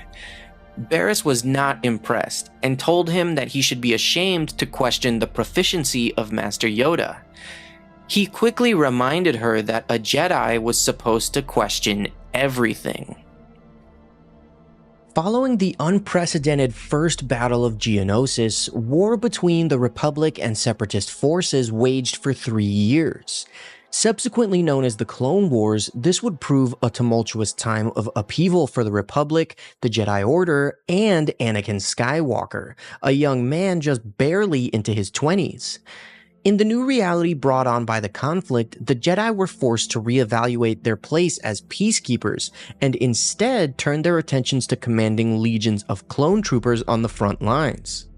For Anakin specifically, his time as a soldier on the battlefield challenged what he had learned from the Jedi, turning the harsher aspects of his personality, which the Jedi had sought to subdue, into attributes that allowed him to excel in a time of war. His passionate nature and fiery temper made him a formidable warrior on the front lines. In the canon book Skywalker, A Family at War, it's explained how Anakin was able to flourish during the Clone Wars, and why he genuinely loved fighting in the conflict. Anakin enthusiastically embraced his new role as a Jedi General, and quickly came to trust his clone troopers like the loyal Captain Rex as much as he did his fellow Jedi Knights. While most Jedi struggled with their new role as soldiers, Anakin was a success by any measure. From his roots as a slave, he had risen to solidify his place among the greatest of Jedi, and he was sure that he would eventually become famous for his feats on the battlefield. As his old lightsaber was destroyed on Geonosis, he resolved to construct a new one. This weapon, built not for defense or sparring, but for battle, was stronger than the first and able to withstand the rigors of war. At the same time, Anakin brandished a new prosthetic arm to replace the one he had lost to Count Dooku. Over time, Anakin also added armored shielding to enhance his cybernetic replacement. The recognition that he was now part machine added a level of complexity to his place in the Clone Wars, commanding the soldiers who battled a separatist army almost entirely comprised of droids. While the arm was a gruesome reminder of his potential for defeat, Anakin instead focused on his growing power to bolster his confidence. The same characteristics that made Anakin a difficult Padawan ensured that he excelled as a Jedi General and came to be known as a great warrior, although Master Yoda would argue that wars did not make anyone great. While other Jedi wrestled with the moral dilemmas the war posed, trying to find ways to remain righteous while fighting their enemy, Anakin's natural carelessness and inflexibility made him a decisive leader. He quickly realized that when his anger flared in the heat of battle, he did not have to shrink from it, but could instead allow it to fuel his powers. He never spoke of this to Obi-Wan or any other Jedi, since he knew they would attempt to remind him that a Jedi should move past anger to remain calm and focused, even in the most dire circumstances. In the thrill of combat, Anakin found that he could annihilate virtually any enemy with a combination of his intelligence, strategy, and instinct. Like the heroes of the stories his mother had told him as a child, Anakin Skywalker's name tumbled from the mouths of pirates and smugglers, spreading tales of his triumphs across the stars. While his newfound military rank gave him power over hundreds of clone troopers, Anakin struggled to comply with the chain of command.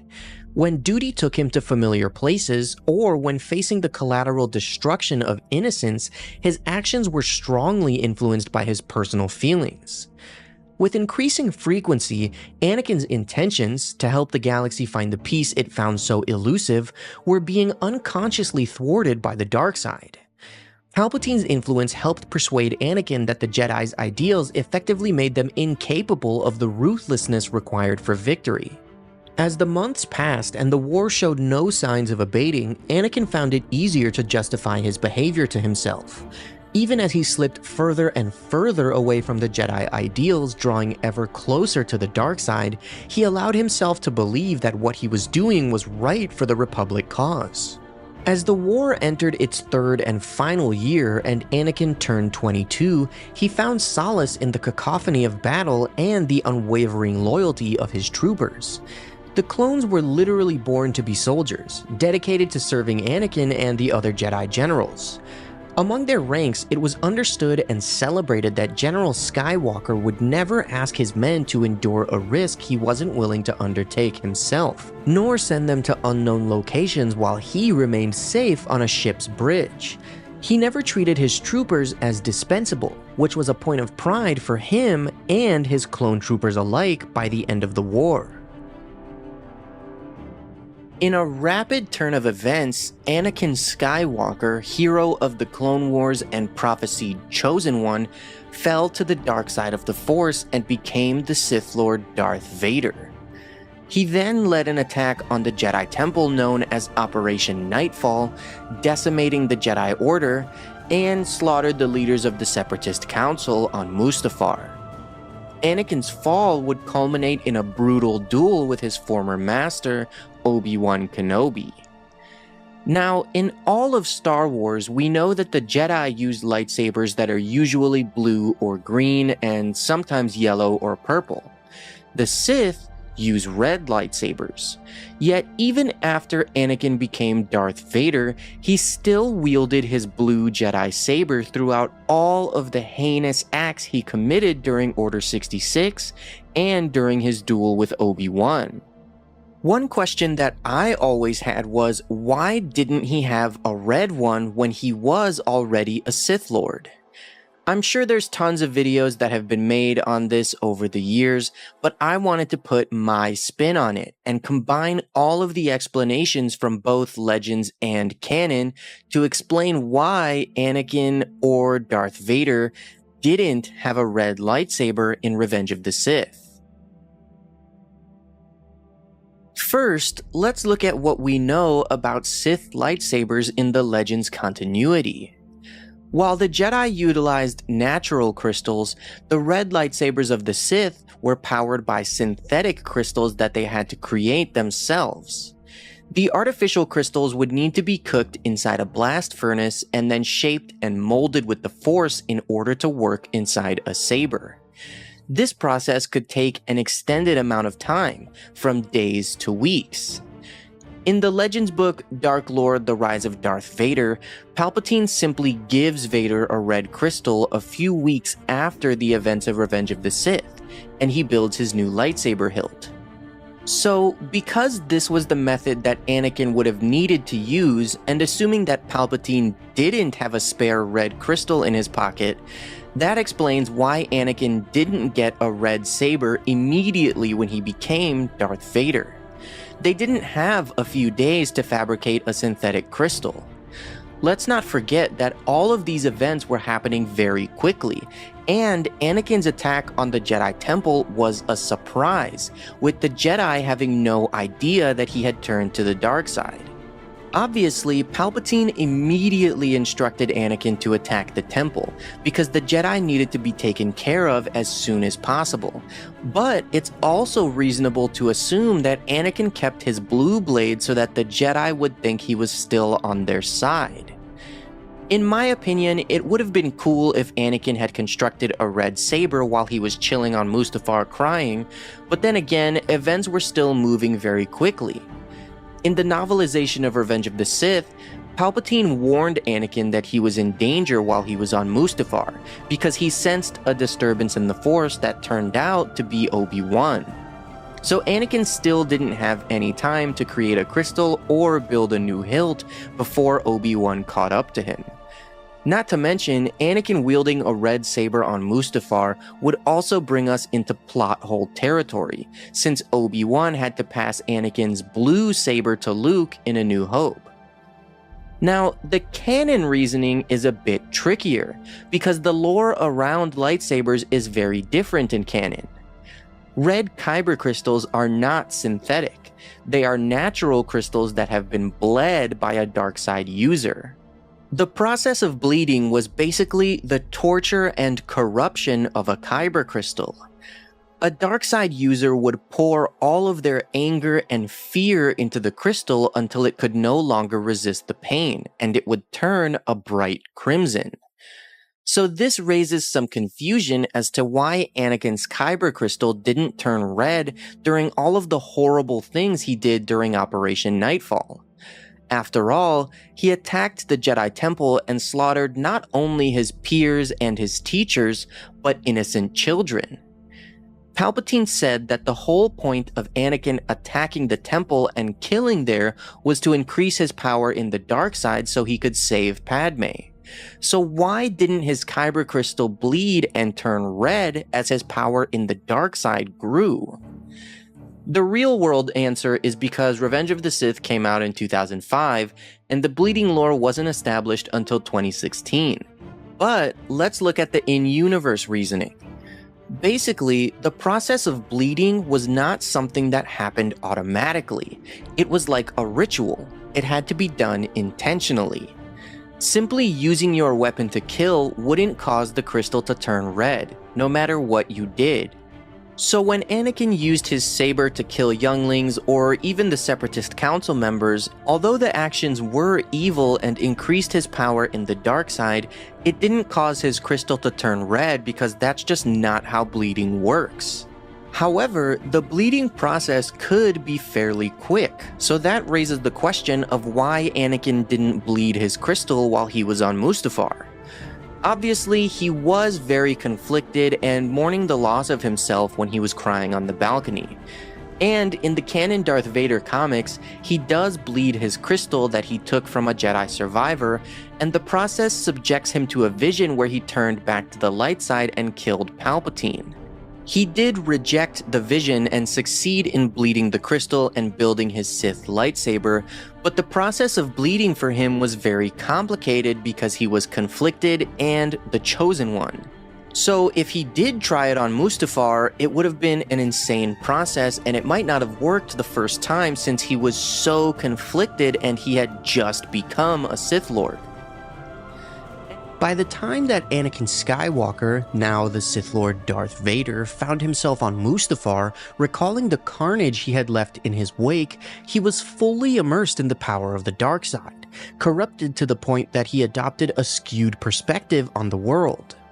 During his slaughter of the Separatist leaders, his eyes, deformed by the power of the dark side of the Force, had become a bright yellow. The man who had been a Jedi Knight only a day before was now a Dark Lord of the Sith, who had forgotten his desires to save his wife and was concerned with only power and control over a new empire. Thus, when Padme arrived to confront him, Anakin was no longer the man she knew. While his betrayal and conversion to the Sith had been in service of his larger goal to save Padme from death, Anakin seemed disinterested in finally running away with her. Believing himself to be all-powerful, poised to become Emperor and the reigning Sith Master of the galaxy, he was no longer concerned for Padme's life. It still seems shocking that Anakin choked Padme with the Force in his anger, believing that she had conspired against him and brought Obi-Wan to kill him. However, such are the complexities of the Force.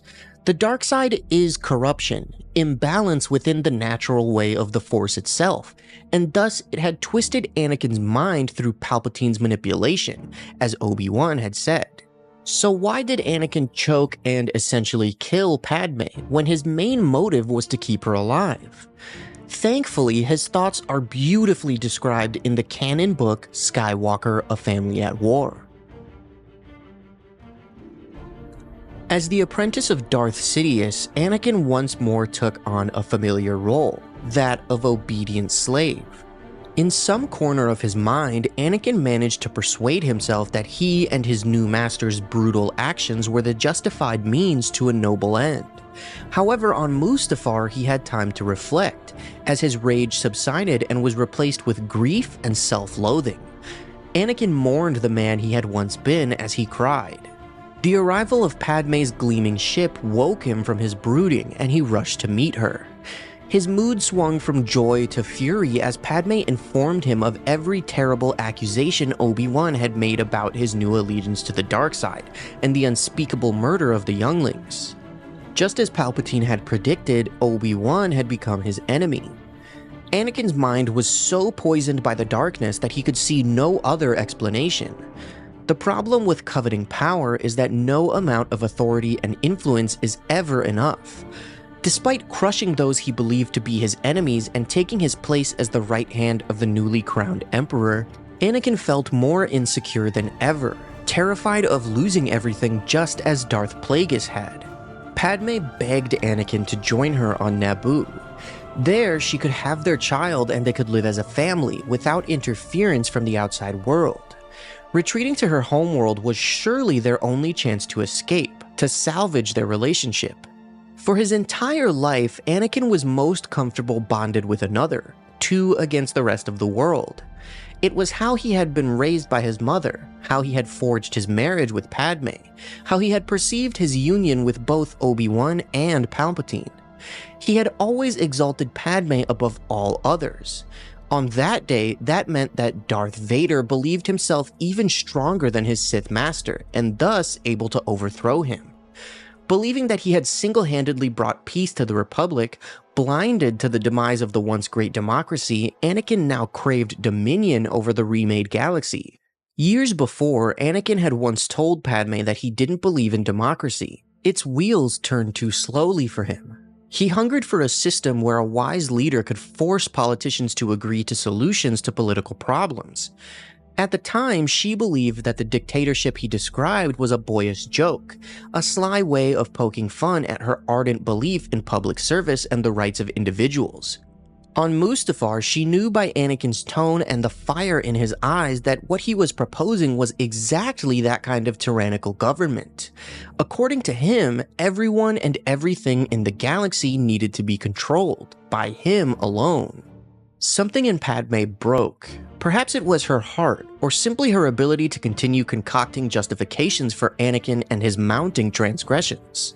Fearless and decisive, Padme refused to follow her husband down the dark path he was so intent on treading. With one final plea, she begged him to stop before it was too late and return to the light. But Anakin's eyes had drifted from the face of his wife to rest on the silhouette of Obi-Wan Kenobi in the doorway of her starship. Concluding that Padme and Obi-Wan were conspiring against him, Anakin reached out with the Force, seizing his wife by the throat. Padme was entirely unprepared for the shocking intensity of Anakin's wrath, and she crumpled to the ground, unconscious but still alive. In his rage, Anakin was desperate for someone to blame. He couldn't blame Padme for long, and he couldn't find fault with Palpatine, who had helped him become more powerful than ever. Thus, from his twisted perspective, all roads led back to Obi-Wan. Incapable of being the father figure and teacher Anakin yearned for, Obi-Wan had failed to help him control the instincts that led him to the dark side. To make matters worse, Obi-Wan had somehow turned Padme against him. Darth Vader was so far beyond reason, so corrupted by the dark side, that he viewed anyone who stood against him, including Padme, as his bitter enemy. At the age of 9, raised by his birth mother outside the walls of the Jedi Temple, Anakin Skywalker was not prepared nor technically qualified to become a Jedi initiate. Such were the objections of the Council, given the boy's attachments and fears he had developed without the watchful training of the Jedi. The typical Jedi Knight would be brought into the Order as an infant, with the oldest being around 5 years old in extreme cases. Yet, due to the dying wish of Qui-Gon Jinn and the loyal stubbornness of his Padawan Obi-Wan Kenobi, Anakin became a Jedi Padawan at 9 years old. The conflicts and difficulties that Anakin endured as he went through a harsh transition into the Order are described in the canon book Skywalker: A Family at War, where Anakin's thoughts about the ways of the Jedi and his master are explained. For the first time, Anakin felt the weight of a predetermined future when, standing before the Jedi Council, he was hailed as the Chosen One. His pride swelled at the notion, the first seeds of an arrogance that would fully bloom when he reached adulthood. Qui-Gon maintained that finding Anakin was the will of the Force. Even those Jedi who scoffed at Qui-Gon's fervent belief in prophecy could not argue against the vergence in the Force that surrounded the boy, a cosmic supernova that seemed to dwell deep inside him. However, despite Anakin's predisposition and strength in the Force, his training would require him to overcome both emotional and physical obstacles. Even at the age of 9, he was already far behind other Padawans and younglings in basic lightsaber skills. He had often unwittingly called upon his strong connection to the Force while at the controls of a hurtling pod racer, but actually harnessing the power of the Force was a very different matter. Anakin had no real understanding and therefore little respect for the Force as a spiritual guide through life. He could not wrap his young mind around the idea that he was a part of some all-powerful energy at work in the galaxy when he had endured so many individual hardships. If he were truly as strong as they said, he wondered why he had been enslaved his whole life, and why couldn't he have freed his mother with a flick of his force-wielding hand? As the Jedi Council gazed upon Anakin for the first time, wise, diminutive Master Yoda sensed that Anakin was gripped by fear, and fear was a dangerous ally. For the Jedi, fear was a path to the dark side of the Force, an entry point to misgivings that could be nursed into anger and hate. Nevertheless, Anakin's emotional response to his situation, including his fears, was a very human reaction to the sudden upheaval he had experienced in his life. Qui-Gon believed that, with the proper guidance, Anakin's natural anxieties would subside and be replaced by a Jedi's clarity of vision.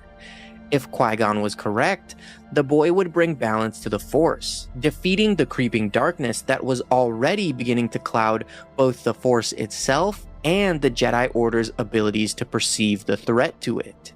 However, where Qui-Gon saw promise, Obi-Wan and many on the Jedi Council sensed trouble. Obi-Wan did not hide his concern, even from Anakin himself. The boy's raw power in the Force was something to be wary of. He was malleable, and in the wrong hands, such explosive potential could be turned to evil.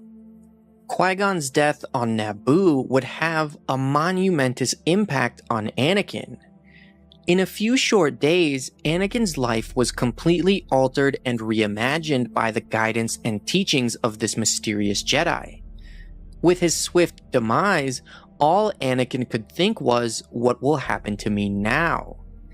In the darkest corners of his mind, fear sent him spiraling into hypothetical scenarios where he was forced back into servitude, never to see his mother again. Although no one realized what was at stake at the time, Anakin's very future hung in the balance. Had Qui-Gon survived and Maul been vanquished, Anakin would have been raised under the watchful, calm tutelage of a seasoned teacher. Although the two would likely have had their disagreements, Qui-Gon's compassion for the former slave might well have brought about a very different outcome. Perhaps Qui-Gon himself would have helped his Padawan return to Tatooine and free the slaves. At the very least, he would have empathized with Anakin's restlessness with the strict Jedi code, offering solutions beyond the scope of Obi-Wan's regulation-driven mind. As it was, almost as quickly as he'd found it, Anakin lost the closest thing he had ever had to a paternal presence, a willing guide with an unshakable belief in his abilities. For those precious few days, Qui-Gon was a calm advisor, a much-needed buoy for the stormy passions of the young, Force-sensitive boy. The specter of Qui-Gon would loom large in Anakin's thoughts as he embarked on his quest to become a Jedi, and the trauma of losing his master would haunt Anakin in a very different way than the separation from his mother. While Shmi held the assurance of the comforts he knew, Qui-Gon had given him the promise of a meaningful future. The patient Jedi represented a bridge between Anakin's former enslaved self and the vast unknown, a future of infinite possibilities the boy was only beginning to grasp. The sole remaining constant in Anakin's life was the Force itself. The soon-to-be trained Jedi Padawan could feel the thrum of energy binding the galaxy together. Watching Qui-Gon's body turn to ash on a sacred funeral pyre, Anakin felt a profound sense of loss. In light of the prophecy, Anakin wondered if his very existence had somehow brought danger upon his kind friend. With Obi-Wan's help, Anakin hoped to prove Qui-Gon's most earnest and heartfelt belief, that he was truly the Chosen One. With the calm, caring, guiding influence of Shmi and Qui-Gon gone, Obi-Wan Kenobi stepped into the breach to fill the emotional void in Anakin's life. As Anakin grew up, he idealized his memory of Qui-Gon, especially in the moments when he found himself at odds with Obi-Wan. The Jedi Knight made good on his promise to Qui-Gon, fulfilling his dying wish with the blessing of the Jedi Council to take Anakin as his Padawan. Master Yoda was a lone dissenting voice, concerned by the danger he felt inherent in the boy's training. In their first years together, Anakin came to see Obi-Wan in much the same reverent light he held Qui-Gon's memory, looking up to his master with awe and unwavering belief. But in his mind's darkest corners, Anakin's perception of his master was gradually colored by doubts he had overheard Obi-Wan express when Anakin was just a boy. Obi-Wan had called him dangerous, and no matter how hard he tried to shake the thought from his mind, the remark embedded itself in Anakin's subconscious. In moments of despair, Anakin's deepest fears appeared to him as an ugly truth. Because Qui-Gon Jinn had died, Obi-Wan was stuck with an apprentice he didn't want or ask for, and one whom he believed would do more harm than good. Anakin had great difficulty understanding the rules that governed the scope of the Jedi's activities. To his mind, their reticence to intervene and help systems outside the Republic's jurisdiction seemed to go against the Order's very principles. Already at the age of 12 and only a few years into his training under Obi-Wan, Anakin began to doubt his path as a Jedi Knight, and even considered leaving the Order altogether. Obi-Wan also had doubts about Anakin's future, but like his master before him, Obi-Wan was reluctant to blame Anakin. Instead, he tended to blame himself for the boy's troubles. Yet despite Obi-Wan's initial misgivings about Anakin and their near 20-year age gap, Kenobi came to see Skywalker as a brother, an equal, a partner. As Kenobi entered his 30s, he could see that Anakin still required his tutoring and guidance, but was on his way to becoming a Jedi Knight. However, that bond never seemed to be enough for the troubled young man who, above all, craved a parent's love and guidance. Anakin presented many difficulties to the Jedi shepherding his care. He was headstrong and given to challenging his master openly in front of others, when he should have been following Obi-Wan's lead. Kenobi could entertain a spirited debate behind closed doors in the name of education, but Anakin's unabashed defiance sometimes made the master feel as if he was losing control of his apprentice. Anakin's late entry into the Order meant years of lost training. To try to make up for that time, Anakin's teachers put him in classes with other Jedi learners who were far younger than him. Anakin felt out of place while also behind those in his age group. Early on, it became clear that Anakin could not follow the well-trodden path of an ordinary Padawan. His life experiences and genetic makeup set him apart, making the shelter of the Jedi Temple feel more like a cage than a sanctuary. Among the other Padawans, Anakin was thus something of an outcast. He was naturally curious, often asking questions about Qui-Gon Jinn's fatal duel, and once used his acumen with droids to alter a training program to battle a holocreation that looked like Darth Maul. He seemed to be transfixed by the past. Whisperings that he was the chosen one certainly didn't help when he tried to blend in and convince the other young Jedi that he was just like them. But it was more than this prophecy that set him apart from the others. Acceptance in the Order does not dull the sharp tongue of a child, and Anakin's impoverished upbringing as a slave made him an easy target for ridicule. Fueled by jealousy of his abilities, the other students would murmur to each other that, skilled with a lightsaber though he was, Anakin Skywalker would never be a great Jedi. He was still too much of a slave to his emotions. Just a slave. The words infuriated Anakin, igniting the combination of fear and fury that so often threatened to boil over in the young man. In one instance, he turned to meet the gaze of his attackers, hatred for them coursing through his body. Reaching through the Force, he snatched their lightsabers from their belts, flipped the weapons and ignited them in the air, an emphatic challenge to their arrogance. It was not the Jedi way to use the Force for attack, nor to cut down mindless creatures merely following their nature. A well-trained knight should be able to send even the most threatening beast safely on its way without bloodshed simply by bending its will. However, this skill often eluded young Anakin. When seeking to calm a vicious creature, his own doubts and trepidations would get in the way. At those moments, hacking at the danger before him with his lightsaber was the only solution that presented itself. Anakin's deep well of unfettered rage made calming another creature's aggression virtually impossible. At these times, his master Obi-Wan would intervene, rebuking his Padawan for losing control of his emotions. For his part, Anakin seemed to accept that he still had much to do to contain his repressed feelings of anger and fear. In time, Obi-Wan convinced himself that, with enough training, Anakin's barely suppressed rage was simply an instability that, with patience, he would overcome in time. However, it was patience with himself and the system that Anakin found the most elusive of all the Jedi teachings. Anakin's curiosity and dissatisfaction with the status quo were natural for a boy of his age.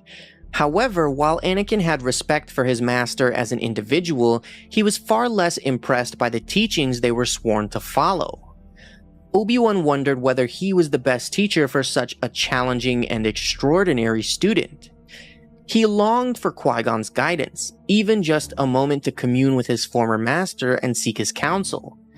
As it was, he could only rely on the years he had spent with his mentor and the lessons acquired during their partnership in life. Anakin's rebellious ways reminded Obi-Wan of Qui-Gon's unorthodox methods. At times, it almost seemed to Obi-Wan that Anakin could have been Qui-Gon's son, no matter how unlikely the idea seemed. As it was, Obi-Wan was the closest thing Anakin had to a father, and just like many children across the galaxy, Anakin chafed when Obi-Wan showed disappointment in him and his actions. The young man convinced himself that his master failed to see his true strength, and that he was being stifled by his criticism. In time, according to the Jedi prophecy, Anakin would rival some of the greatest Jedi alive, including the legendary masters Yoda and Mace Windu, champions of the Jedi Order and its guardianship of the galaxy. Knowing that his future held such possibilities fueled Anakin's resentment against his master.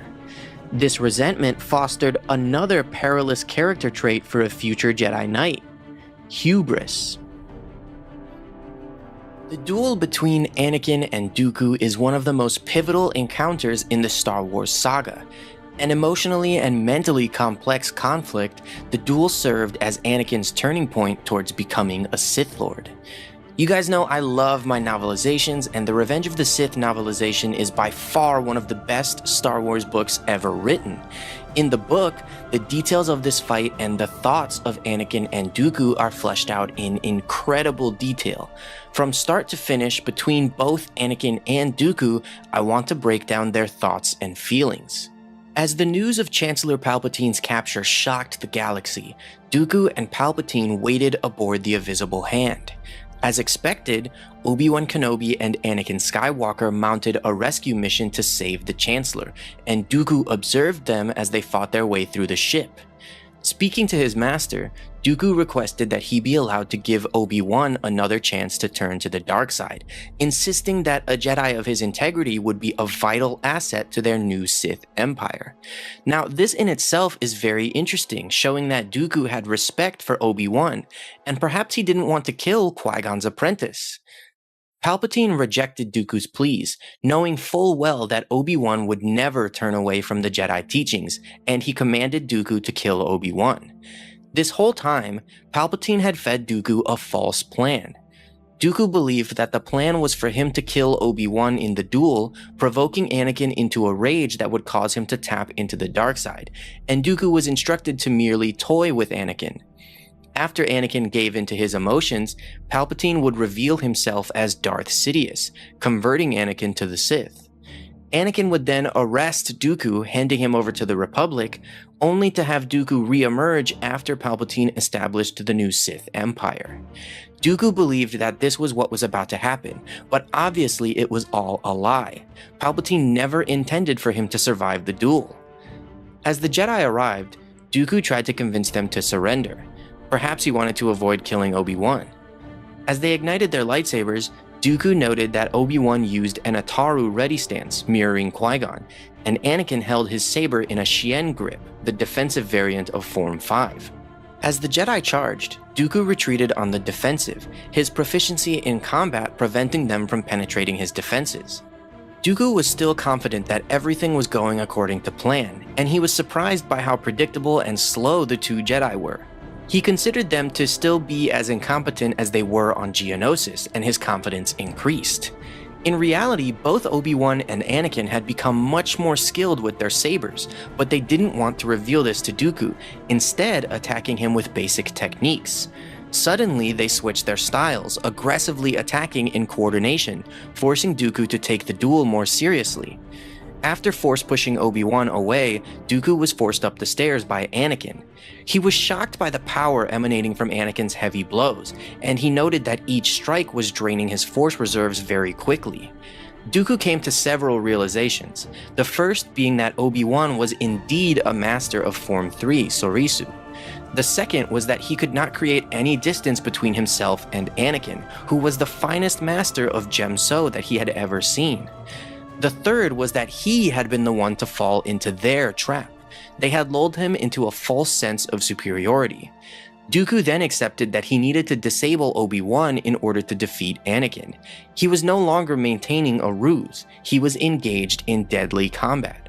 Dooku was then able to throw Obi-Wan across the room and knock him unconscious, engaging Anakin alone. Anakin's offensive onslaught increased in intensity, and Dooku took the opportunity to mock Anakin with the Sith method of Dun Mok. Dooku taunted him, remarking that he could feel Anakin's fear, hate, and anger. This was Dooku's biggest mistake.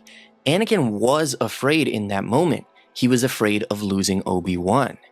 Anakin became enraged, losing control, and he channeled his hatred of Dooku into his swordplay, tapping into the dark side.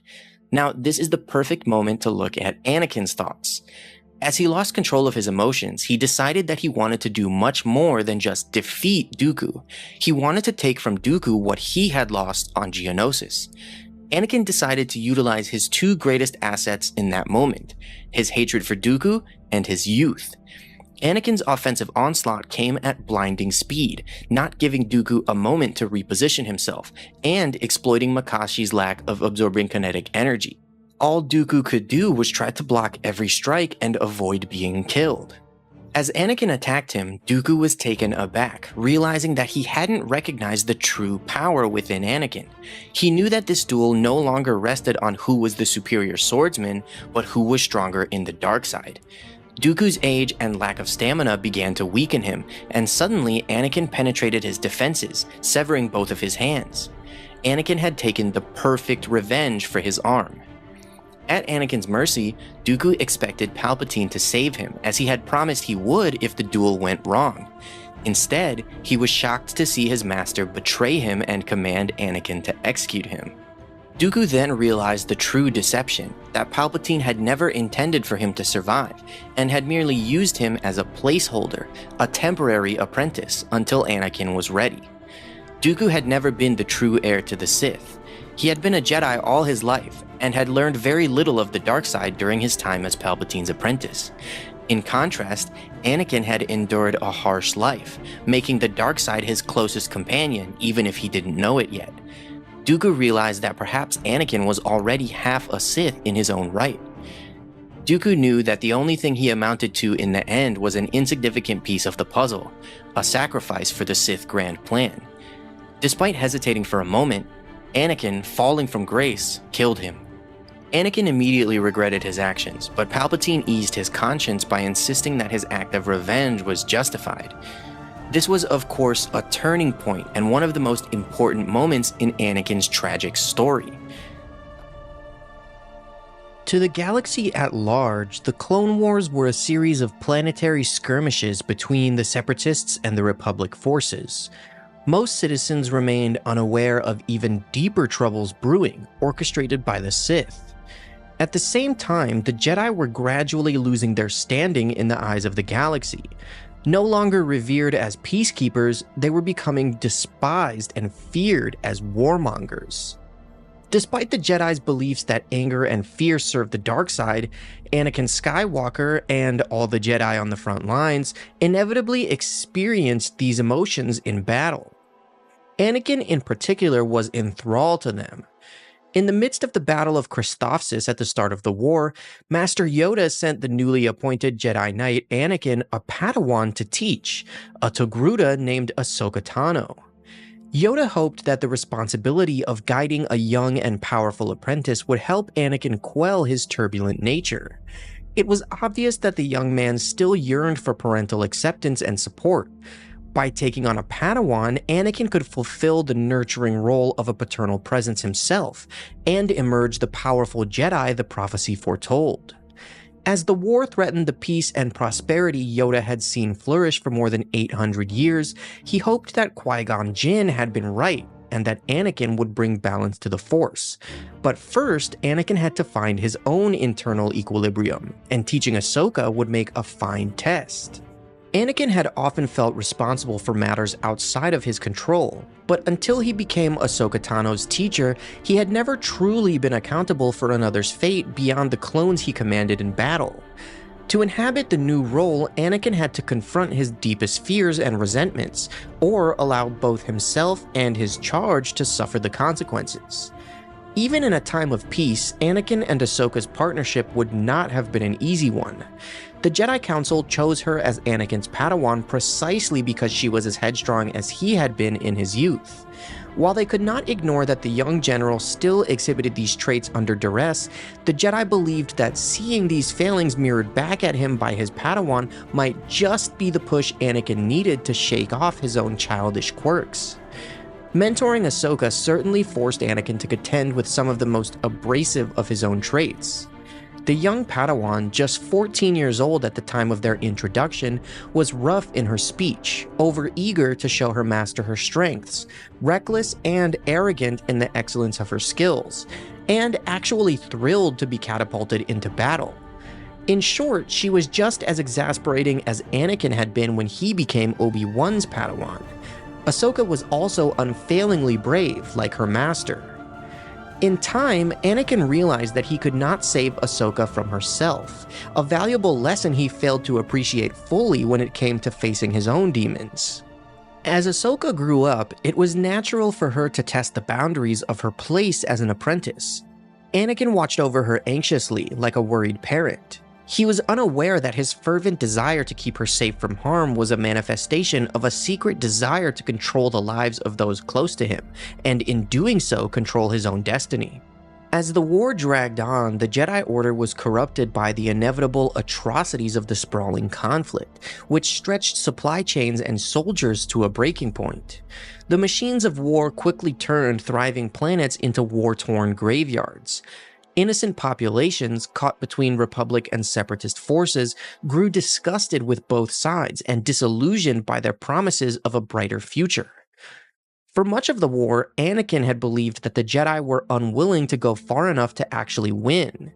However, eventually he had to face the fact that the Jedi were prepared to use underhanded tactics. Anakin realized that the ethics of the Jedi had been compromised by the war.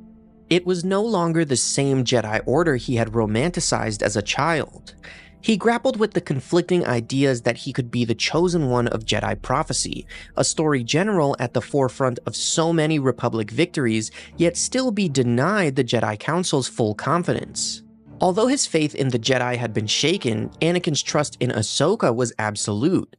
Inspired to avoid engendering the same feelings of betrayal he felt with the Jedi, Anakin strived to be a better and more open teacher, and a fierce protector. By the age of 17, Ahsoka had grown into an impressive commander and teacher in her own right.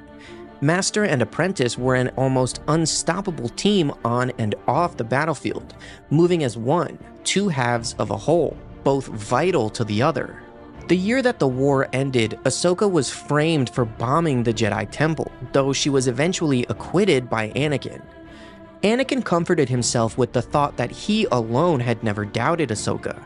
He had stood by her, defended her, produced the evidence that had acquitted her, and saved her from losing everything she had worked for, just as he had promised he would.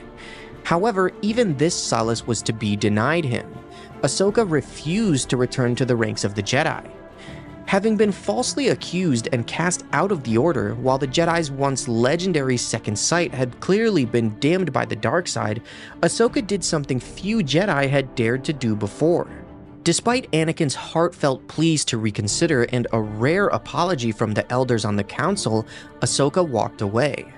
By doing so, Ahsoka accomplished something Anakin Skywalker was too afraid to do himself.